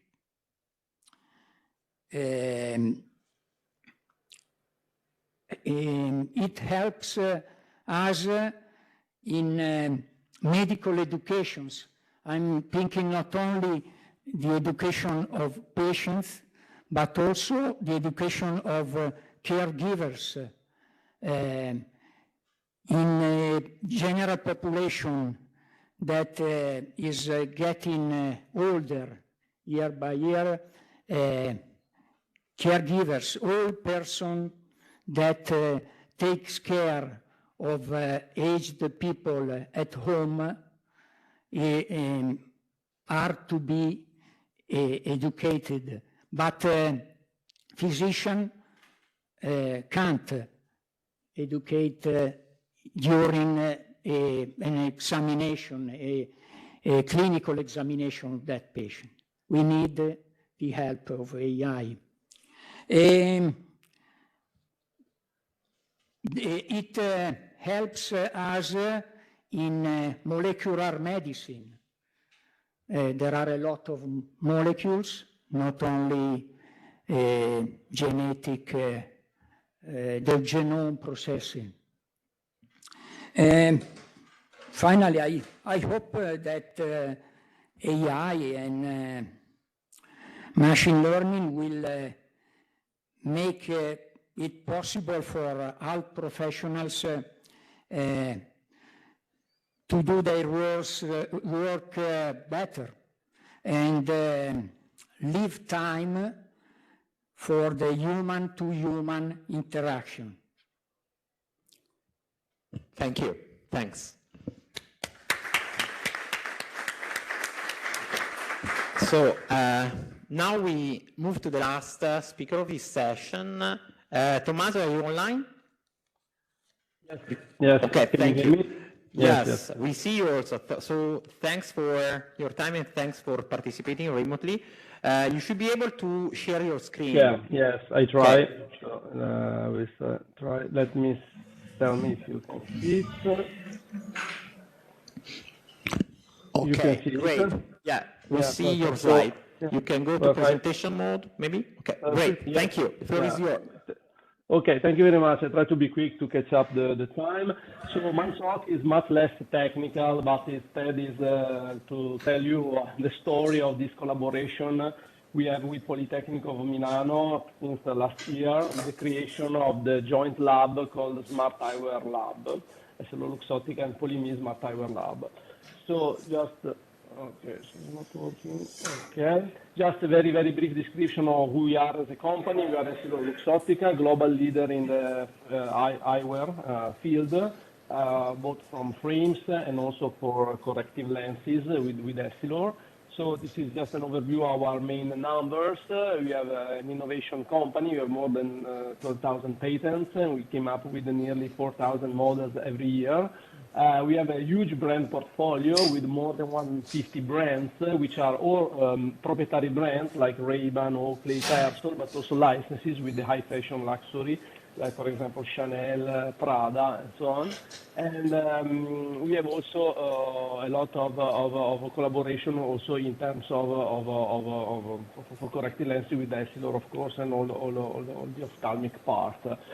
We are a completely vertically integrated company in the sense that we start from really the raw materials and then we go directly to the market with all the steps in between, meaning research and development, innovation, industrialization, production, distribution, and sales. So it's really completely vertically integrated. So we have the control basically from the beginning to the final customer. We are present all over the world. We are more than 190,000 people in 150 countries, and then we have all the supply chain. So we have a production, the laboratory, ophthalmic laboratory, and then distribution centers all over the world. So myself, just a very brief introduction. I'm Tommaso Angarello, so I'm in charge of the research part for the smart eyewear for Essilor-Luxottica. In particular, I'm leading the collaboration with Politecnico di Milano called the Smart Eyewear Lab. That I will discuss here what we are doing and what we want to do, which are our main missions and goals. And why, first of all, we are in the field of the smart eyewear and wearable devices. A little bit of context. First, the world today is changing very, very fast, very quick, and there are a lot of new cultural and external factors that affect the way of life, in particular how people is seeing technology and what wants to technology. And basically now technology is seen as a way to improve the quality of life by offering better way to communicate, work, interact, enjoy with people and colleagues all around the world. And so there is this new concept that is called metaverse, but it's already old, but in the sense that we are living in a context where real, augmented, and mixed and extended reality are coexisting, and they are going to develop even further in the following years. So that's why the smart eyewear fits in this new context. Why? Because first of all, a pair of frames, a pair of glasses is a natural interface. Okay, it's placed in a very strategic location of a human being, close to most all of the senses, to the nose, to the mouth, to the ears, to the eyes. And so we have this opportunity, this window, to elevate the role of an eyewear that up to date is seen as a medical device or a fashion device to a key element in this new augmented world that is going to be defined. And so can be seen as a new technological platform where we can really integrate a lot of technologies like sensors, cameras, and so on, to enhance basically the user experience and allow people to perform better, to live better, to communicate better. And of course, then there is the business part, because all the wearable market is skyrocketing in the last years, so there is a big opportunity to be a key player in this field. But we want to do this in our way. So to be, as we are the leader in the analogic world, of sunglasses and correction prescription frames, we want to be the key player also in the smart eyewear world. So we want to define the future generation of smart glasses, to have the technological ownership of what we want to put inside, and so define a new series of services, function, and use case, always respecting our basic values as a company, meaning social acceptance, wearability, purpose, and brand rightness to our brand portfolio. That's why we came to the creation of the Smart Eyewear Lab with Politecnico di Milano, which has four main objectives. The first is to create a research project and technological validation in the field of smart eyewear. So basic research with the aim of developing new prototypes, new functions, new use cases in the following years. And to do so, we need to invest in people, in researchers. So people from academic world, meaning researcher, PhD, postdoc, but also people from that will join the company as Luxottica with expertise in specific fields. And then parallel to this, there is the academic training. We want to create a path, an academic path, in order to create the future of professionals that will work in the field of augmented reality, smart eyewear, and wearable devices. And last but not least, we want to increase the attractiveness of the Italian academy, but also Italian industry on worldwide and international level, becoming a new pole for the smart eyewear and augmented reality development to be a reference in the world. Why we choose Polimi? Because, of course, of its reputation. It's the first university in Italy, the 123rd in the world, and if you look more closely to the part of engineering, it's even higher ranked. Okay, and basically, this will allow us to be attractive to our students, researchers, professors, and scientists on international scale. And also with the brand of Luxottica, so together with the joint venture with the Politecnico di Milano, we can really create a strong commitment and a strong attractiveness to people to work in this new lab. What we are going to do in this new laboratory? So we have mainly three main research streams that are our basic research program in the following years. The first is called camera and sensors, and it's related basically with the main mission to identify, develop, and test enabling technologies for people to first monitor itself, the user, and the surrounding context. So basically allowing the wearer of the smart glasses to understand how it feels, but also to understand where it is. Okay. Then there is the interaction part with the physical world and augmented reality in order to trigger, for example, new function or connect with others and the context and the surrounding environment. And the last part is the enhance the human capabilities. So, for example, to allow us to do better certain tasks and certain jobs in a more efficient way. We have the three main research programs on this stream. The first is called biomarker extraction, which basically is concerning to find the best technology and also algorithms of artificial intelligence to extract the most meaningful parameters concerning the wellness of the user. So, for example, heartbeat, oxygen levels, in order to track how he's feeling, how he's behaving in a specific task and a specific environment. The second part is the user action, scene, and constant recognition. So again, is both hardware, meaning camera and sensor, but also algorithms to recognize the scene and the action and what basically the user is doing in a certain place at a certain time. And the third one, which is transverse, is basically the low power architecture and distributed computing. So define and find a new efficient approach, basically to reduce the consumption, to increase the battery life, while preserving the performance that we need for specific use cases. And to do that, we have different research projects that are ongoing with Politecnico di Milano, but also with other collaboration inside the company or other university like ETH at Zurich, for example, or other department of Essilor Luxottica, focus on, as I said, wellness and sport application or medical grade, camera-based or camera-free application, and to reduce power consumption, and also to decide basically where doing the computation on the device, edge, cloud, and so on. So the distributed computing problem.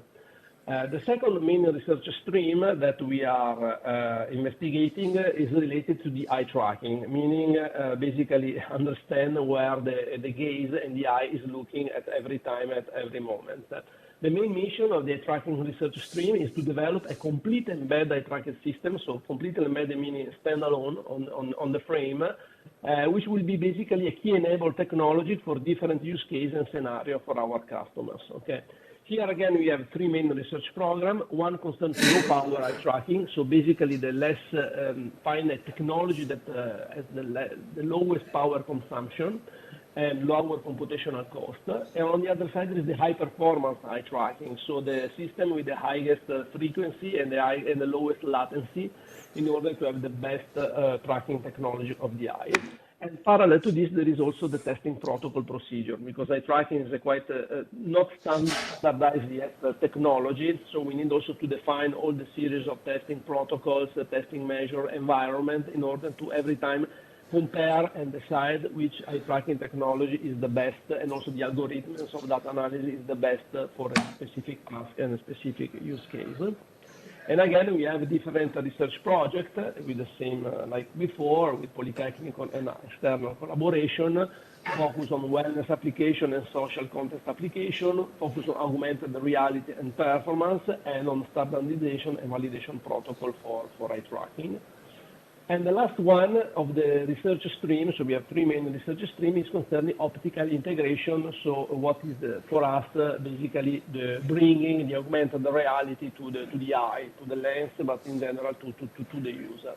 So the main mission is development of a standalone system for displaying augmented reality content on a smart glass and new methods for imaging displays that go beyond the standard technology that is available today. About the research programs, we have one concerning the computer-generated metasurfaces and holograms. So basically, a new way to create and project virtual objects, so not static images, but really 3D objects that can be perceived as real for the users.